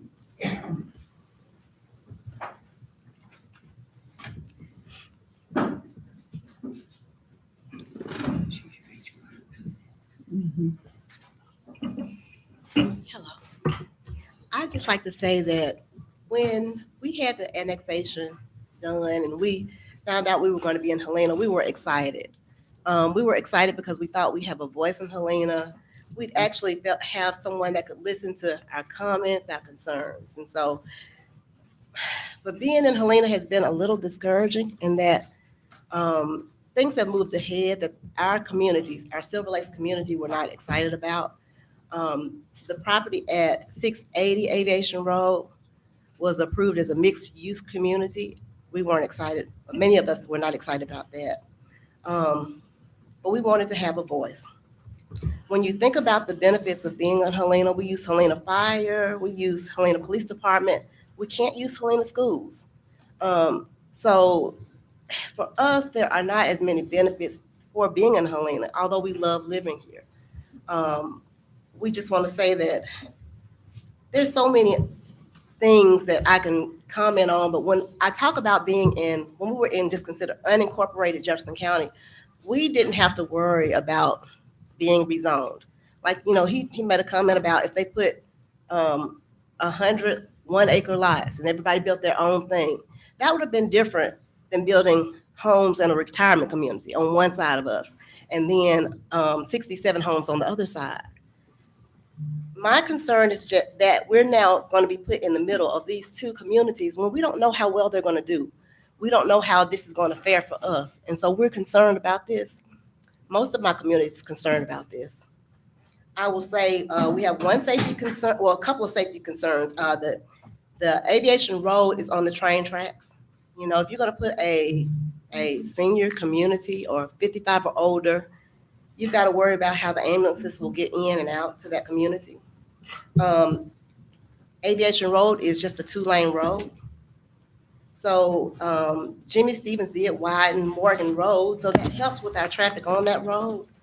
But if we're building 67 new houses and then 100 new houses, and you think with the retirement community that he's talking about building, all of the in and out traffic, you've got 7 a.m. staff, you've got 3 p.m. staff, you've got 11 p.m. staff, in addition to having the additional homes with additional cars. And then we talk about our fire department. That's another concern because I don't know how well the fire department is staffed, but that is a concern for us. We had a fire and I know they had to contain the fire, but the family lost everything. And we just need to figure out if this is going to be safe to do this. It's too many things that can impact this community. It's too many things that are going to impact us the way we're setting it up. So I just wish that you all would consider our community and consider what we do and don't want. And it's not that we don't want anything coming here. we've just seen this builder's properties, and we're not excited about them, and we don't want it to come near us. Thank you. Thank you.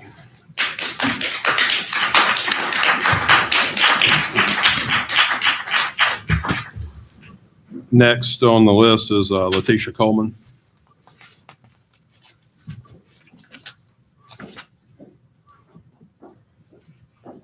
And can you please state your name and address for the Yes. record? Hi, my name is Letitia Coleman. I live at 7204 Silver Bell Circle. I've lived there for over 20 years in Helena. And I would just like to say some of the same things that Satana just stated, but the only thing is we definitely feel like this council, not necessarily you, because I know a lot of people on the council are new, but approximately 6 months ago, when the council voted to annex the other property at Aviation Road for mixed use, it seems as though the city is not taking into consideration strategic growth and development. And so I really have a concern, not only with increased traffic and all that, but also from a public safety standpoint. I know she spoke some of the things about the fire department and all that, but I understand and I know that Helena Fire Department currently can't meet all the NFPA 1710 standards. They don't have the staff, they're not equipped to do that. And as we continue to grow, and there's probably more concerns from public safety, even with police also, but specifically with what this developer is proposing here, you know you're going to have the capability for those additional transports, and you're going to need to meet the standards for all of those things. So in addition to the traffic in the 55 retirement community, the majority of the people are not retired at 55.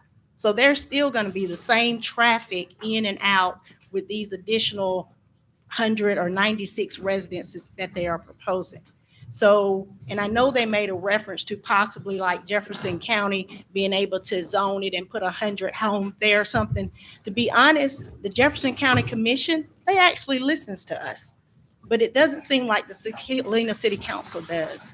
And so I really would like for y'all to take that into consideration. I would prefer them to actually take it to Jefferson County, because we know the commission listens to us there. And now we're asking for this Helena City Council to also listen to us. Thank you. Thank you. Thank you. We will resume public comment, but we're going to read the ordinances that are before us. All right. Ordinance number 1027, 2025R, an ordinance to amend the zoning of the city of Helena. Be it ordained by the city council and the city of Helena as follows. Section 1, that the zone map of the city of Helena as adopted as a part of the zoning ordinance of the city of Helena, Alabama, as herefore amended, be and the same is amended as follows. That the property described on Exhibit A attached hereto and made a part hereof, located in the city of Helena, Alabama, be from and after the enactment hereof, said property shall be zoned special district plan mixed use, and uses and restrictions applicable special district plan mixed use as set out in the zoning ordinance if said city as amended shall govern and control the use of and permitted in said property. Section 2, that all ordinances or parts of the ordinance contrary to the provisions hereof are repealed. Section 3, that any part of the provision or section of the ordinance is declared to be unconstitutional or invalid by any court of complete jurisdiction, such holding shall not thereby be affected. And the Section 4, that this ordinance shall become effective immediately upon the passage and approval by the city council, by the council and the mayor of the city of Helena, Alabama. Okay. All right, let's see. Ordinance 1028, 2025R, an ordinance to amend the zoning ordinance of the city. Whoops. They're not voting right now. I know, if you're bringing it to the floor to be alive, to be a vote, so we need to do one. Okay. Same process. Gotcha. Okay. Aren't they the same? Thank you. We're still We're still doing public input, so we're not Okay. gonna vote. And we got. I'm not voting until I hear from everybody.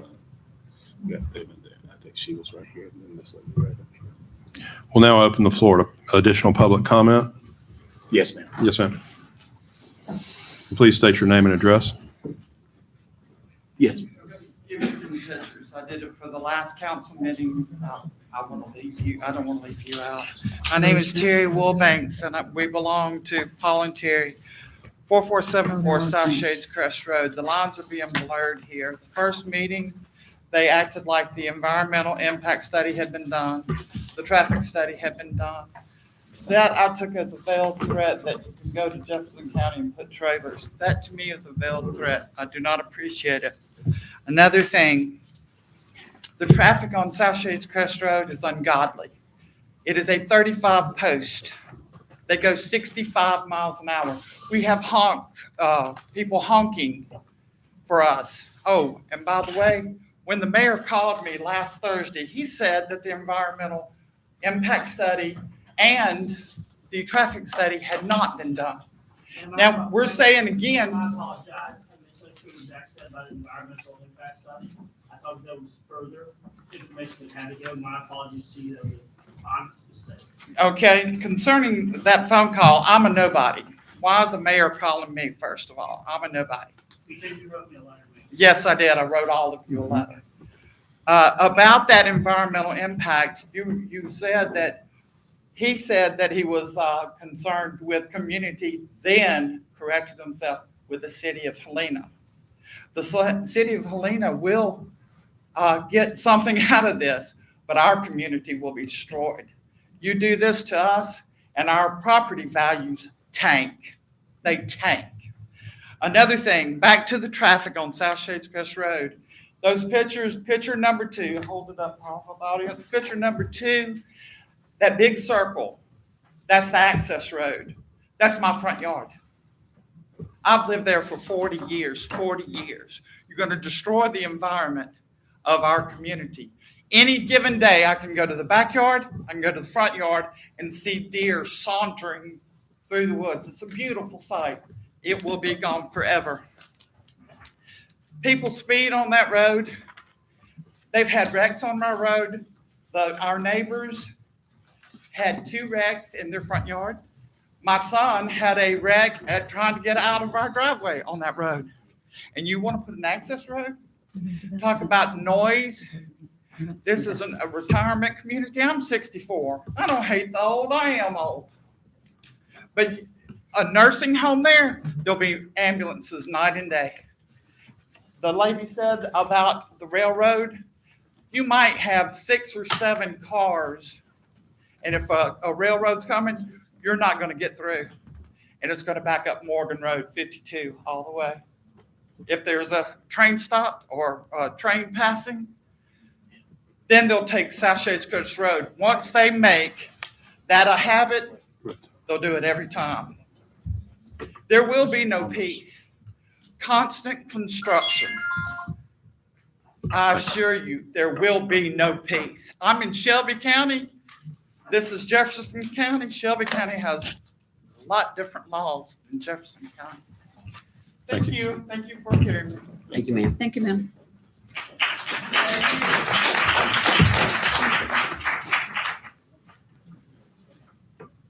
I think that was, did you want to say something? Yes, sir. Sorry, sir. We'll get you next. Thank you.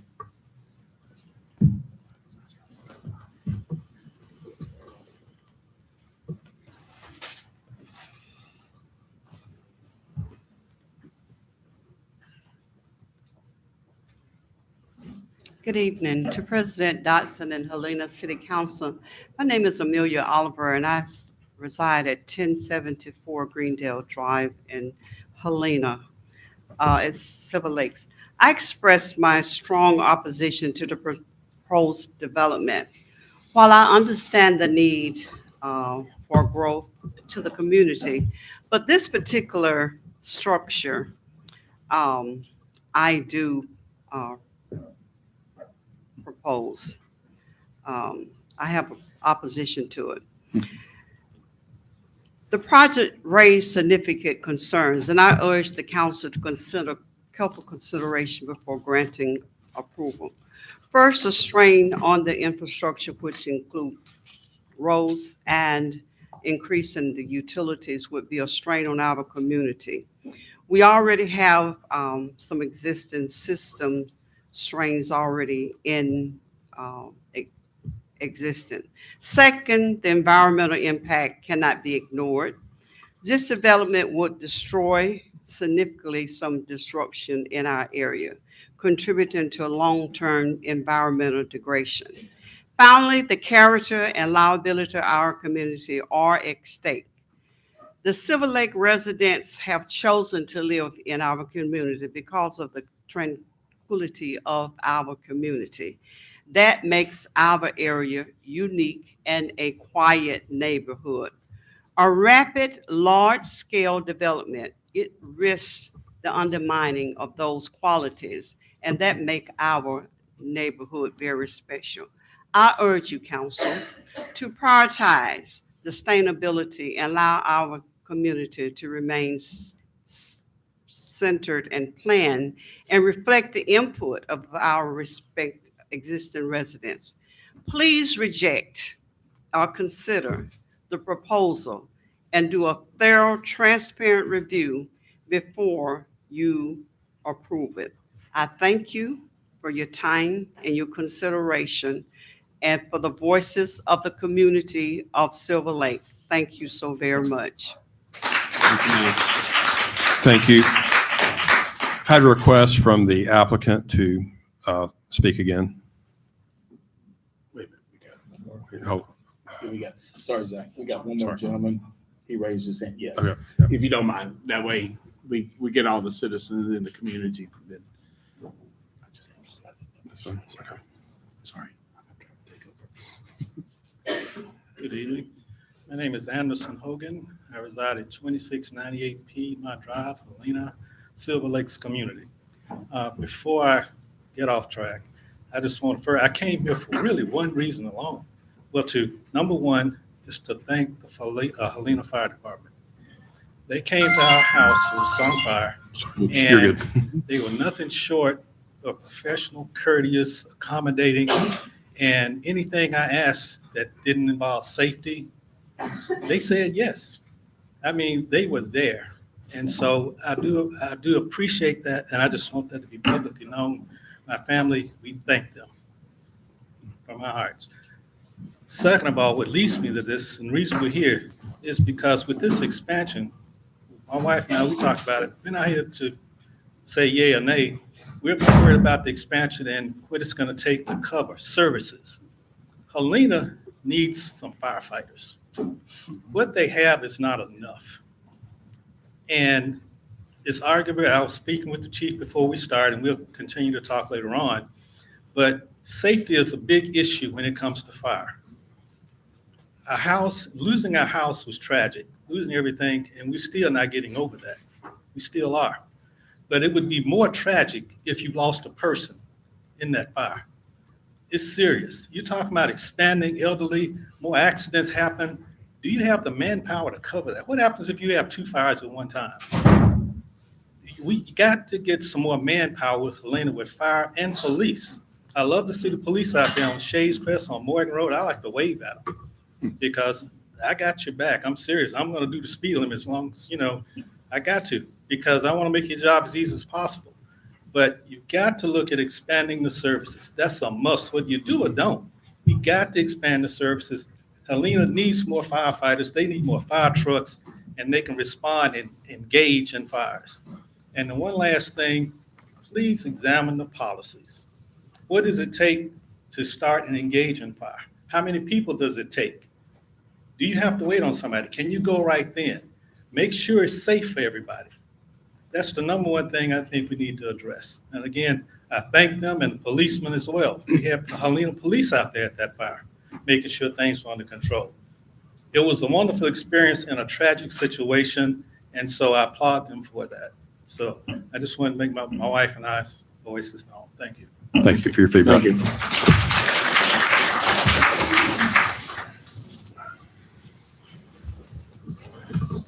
Daniel, I'll let you speak.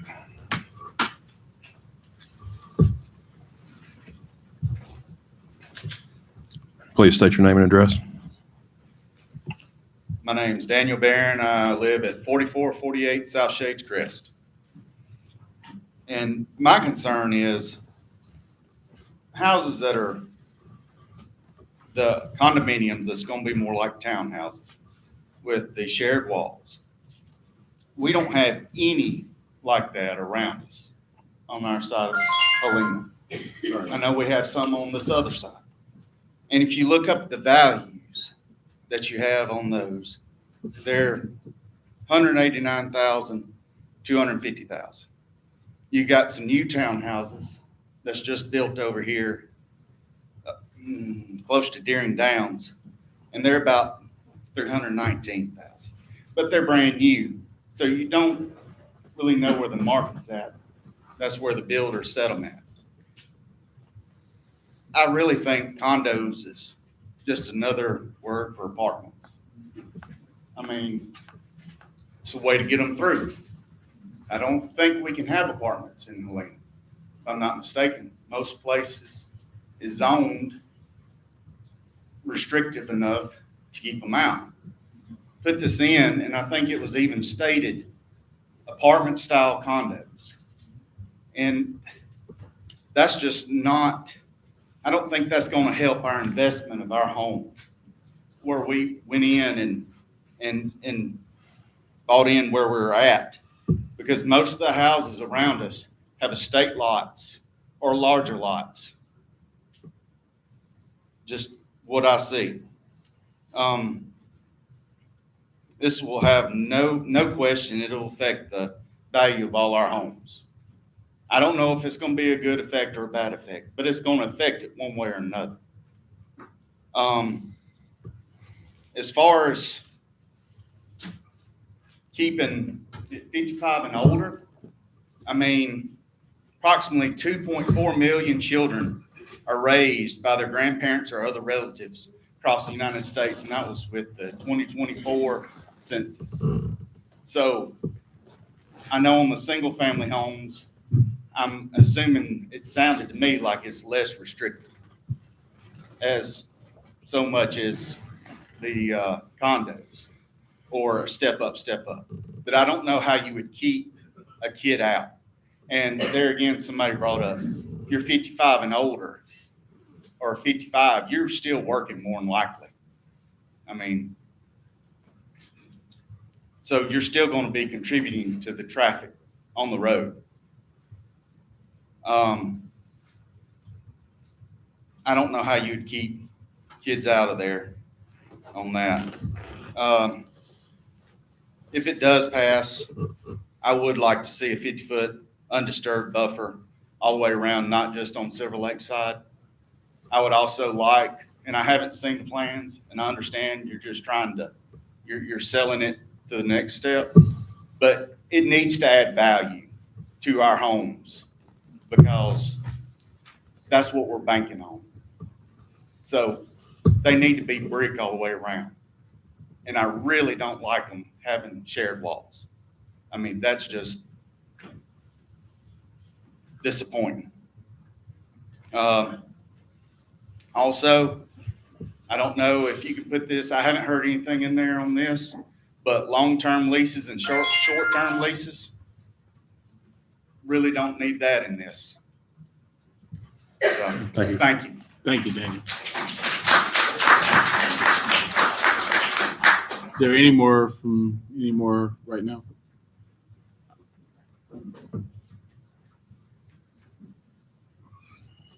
Thank you. While I do greatly appreciate and respect everyone's opinion and feelings, I think that I addressed the bulk of those up front, but there's a few I'd just like to touch on.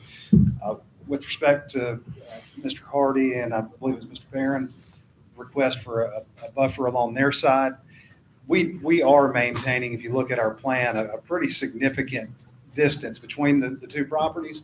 And this did come up in P&Z that due to, there's minimal traffic flow on that eastern side of the property. The entrance in the through road is to the western side, which was really a big deal for us to make sure we were maintaining that buffer, because that's where you're going to have thorough traffic coming through. That was the thought that goes behind that.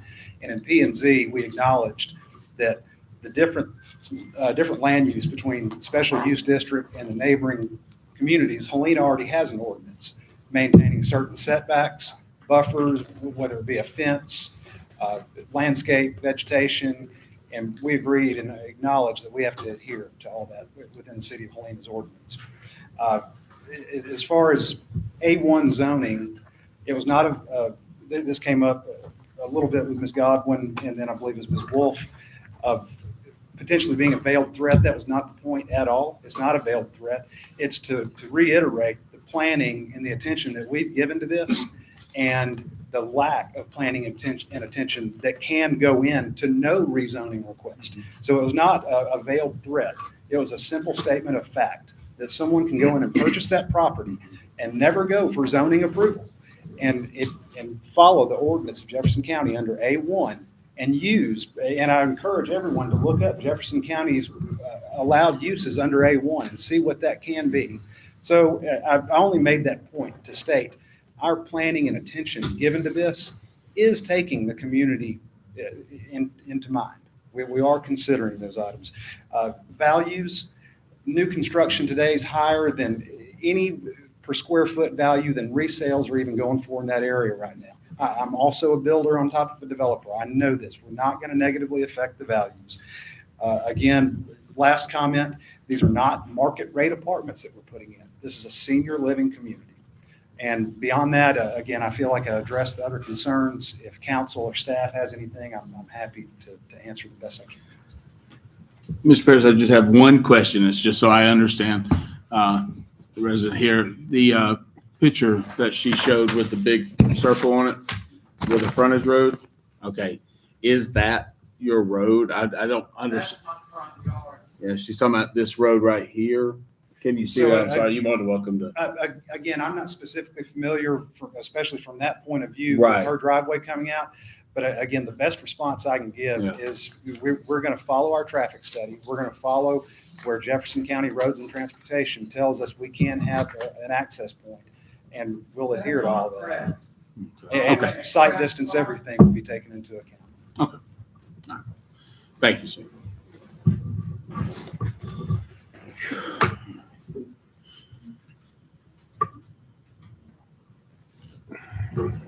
Any additional public comment? Any additional council comments, questions?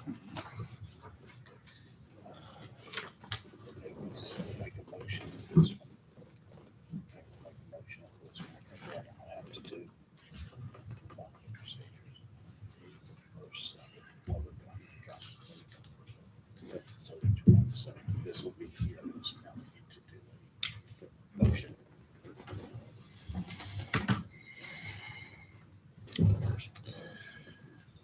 All right, no additional public comment currently, so I'll entertain a motion on ordinance number 10272025R. You read this one? Yes, I read that one. Yes, sir. This is the one that's already been read. Mhm. Okay. Motion. Do we have a motion?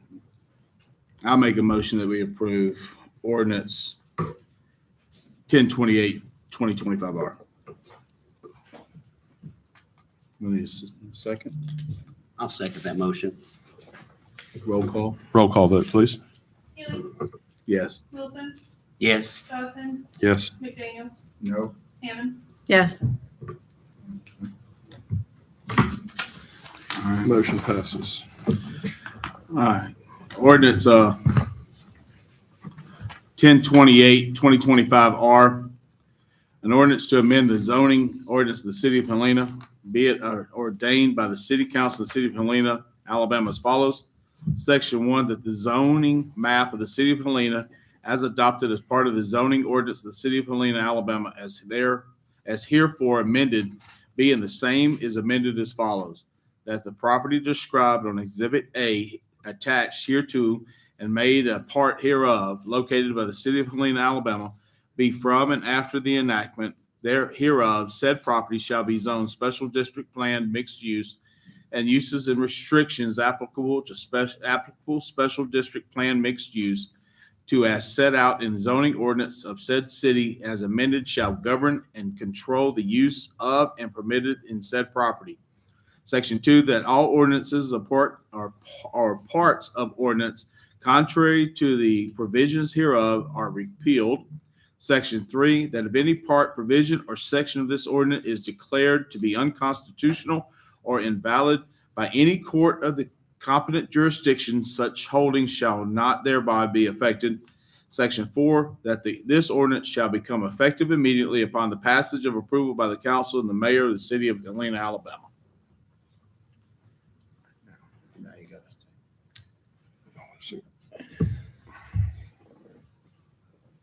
All right, I'll entertain a motion.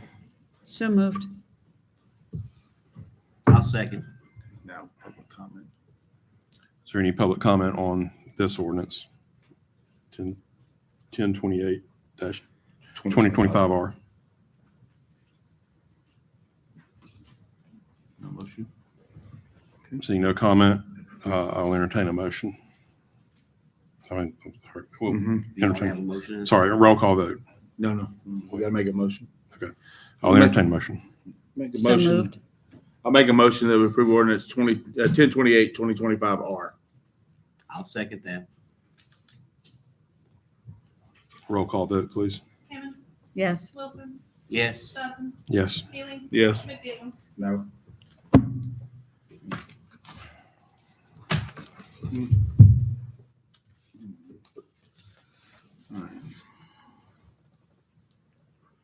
Our next motion is, Next ordinance is this exact same wording as the prior, and it's 1029-2025R for the rezoning of a special district plan mixed use. So this one here, we will have, ask for council comment. It's same wording, I reached out to the attorney. Since it's the same wording. All right, no comment? I'll entertain a motion. So moved.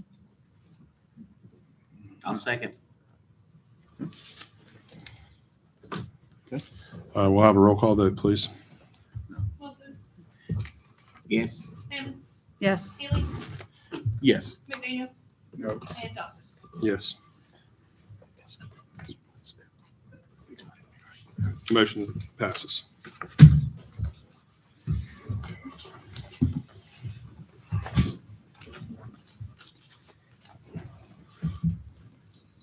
All right, our next item is period for public comment. We have one person sign up for that, Tom Stanberry.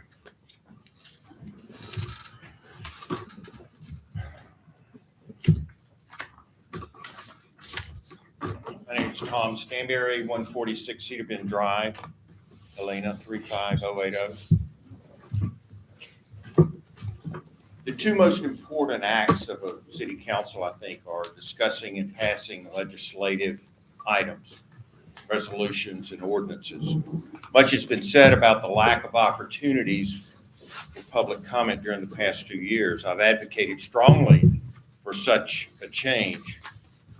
I see change happening. But public comments are only half of the equation. The other half of the equation are the comments and responses from council members and mayor.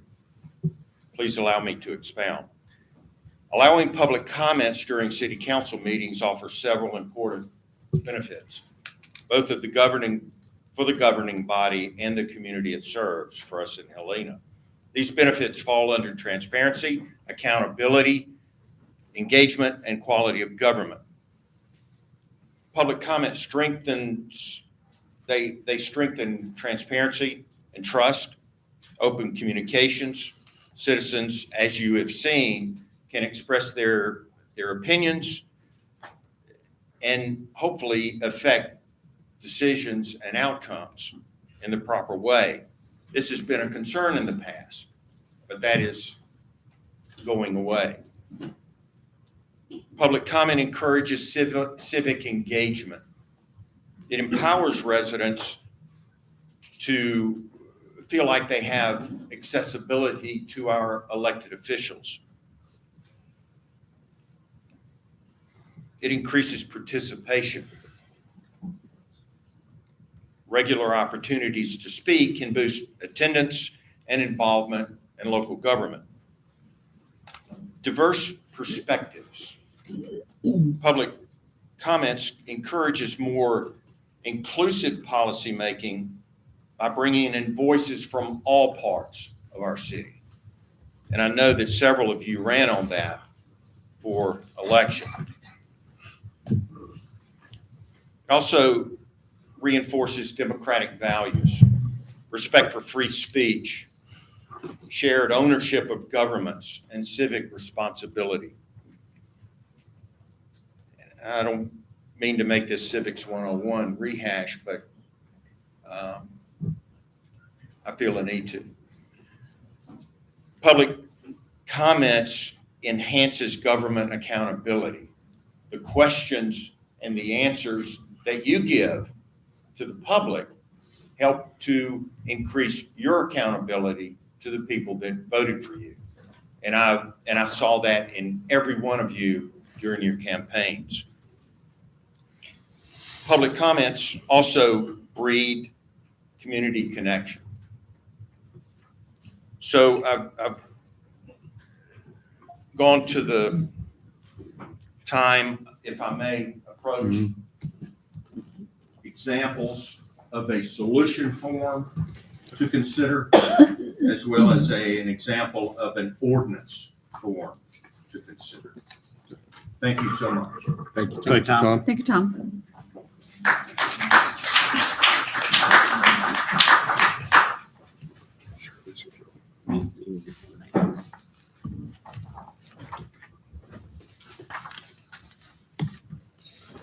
All right.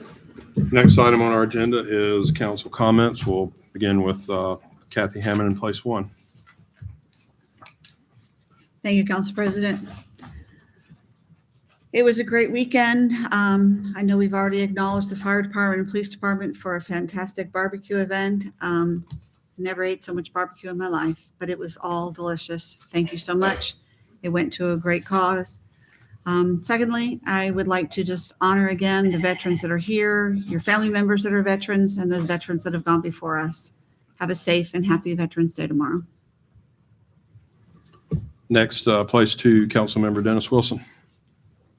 I'll reiterate what Kathy said about this weekend. I was blindsided by Chief Miller after I had just ate a big lunch. He asked me to judge the barbecue.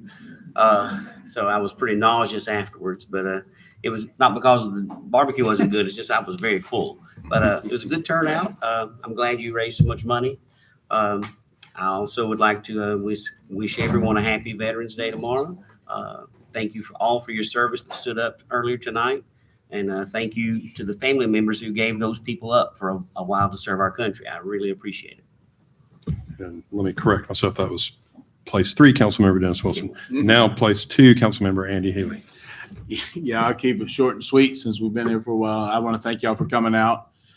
It's always good to have the citizens here. We had a few bumps in the road, but we're going to get better and narrow this down tonight. But I want to thank everybody. And I won't see you on the 24th, so I hope you all have a happy Thanksgiving and be safe. Thank you. Place five, Councilmember Jeff McDaniels, please. Again, happy Veterans Day to everyone. Want a chance to reflect on last week. You guys who work for the city and ladies went through a tremendous amount of getting this building ready to receive us. And your work in receiving us did not go unnoticed. So for that, I want to say thank you. No good deed goes unpunished. However, your service is always appreciated. To the citizens who are here, it's good to see you. We need you here to hold us accountable. We have a community that we are all proud of, and we have some areas that we can get better in. And that better, through my lens, is what projects we allow to be built, managed, and grow in Helena. So just need your help. Hold us accountable. Thank you. Thank you, Jeff.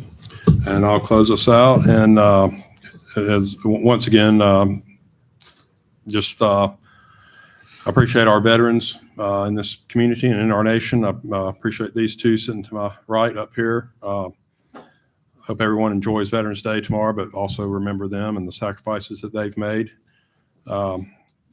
And, you know, I appreciate everybody coming to speak tonight about these matters that are important to you. And the decisions don't come easy for us, but we try to make the right decisions. And there'll be plenty of opportunity as long as we're up here for us to hear you. And on that note, I'll close this meeting out.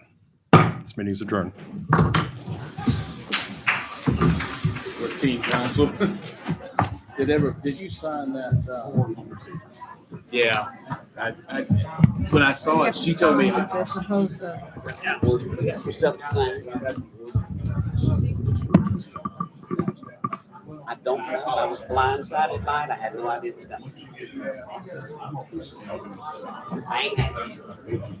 I have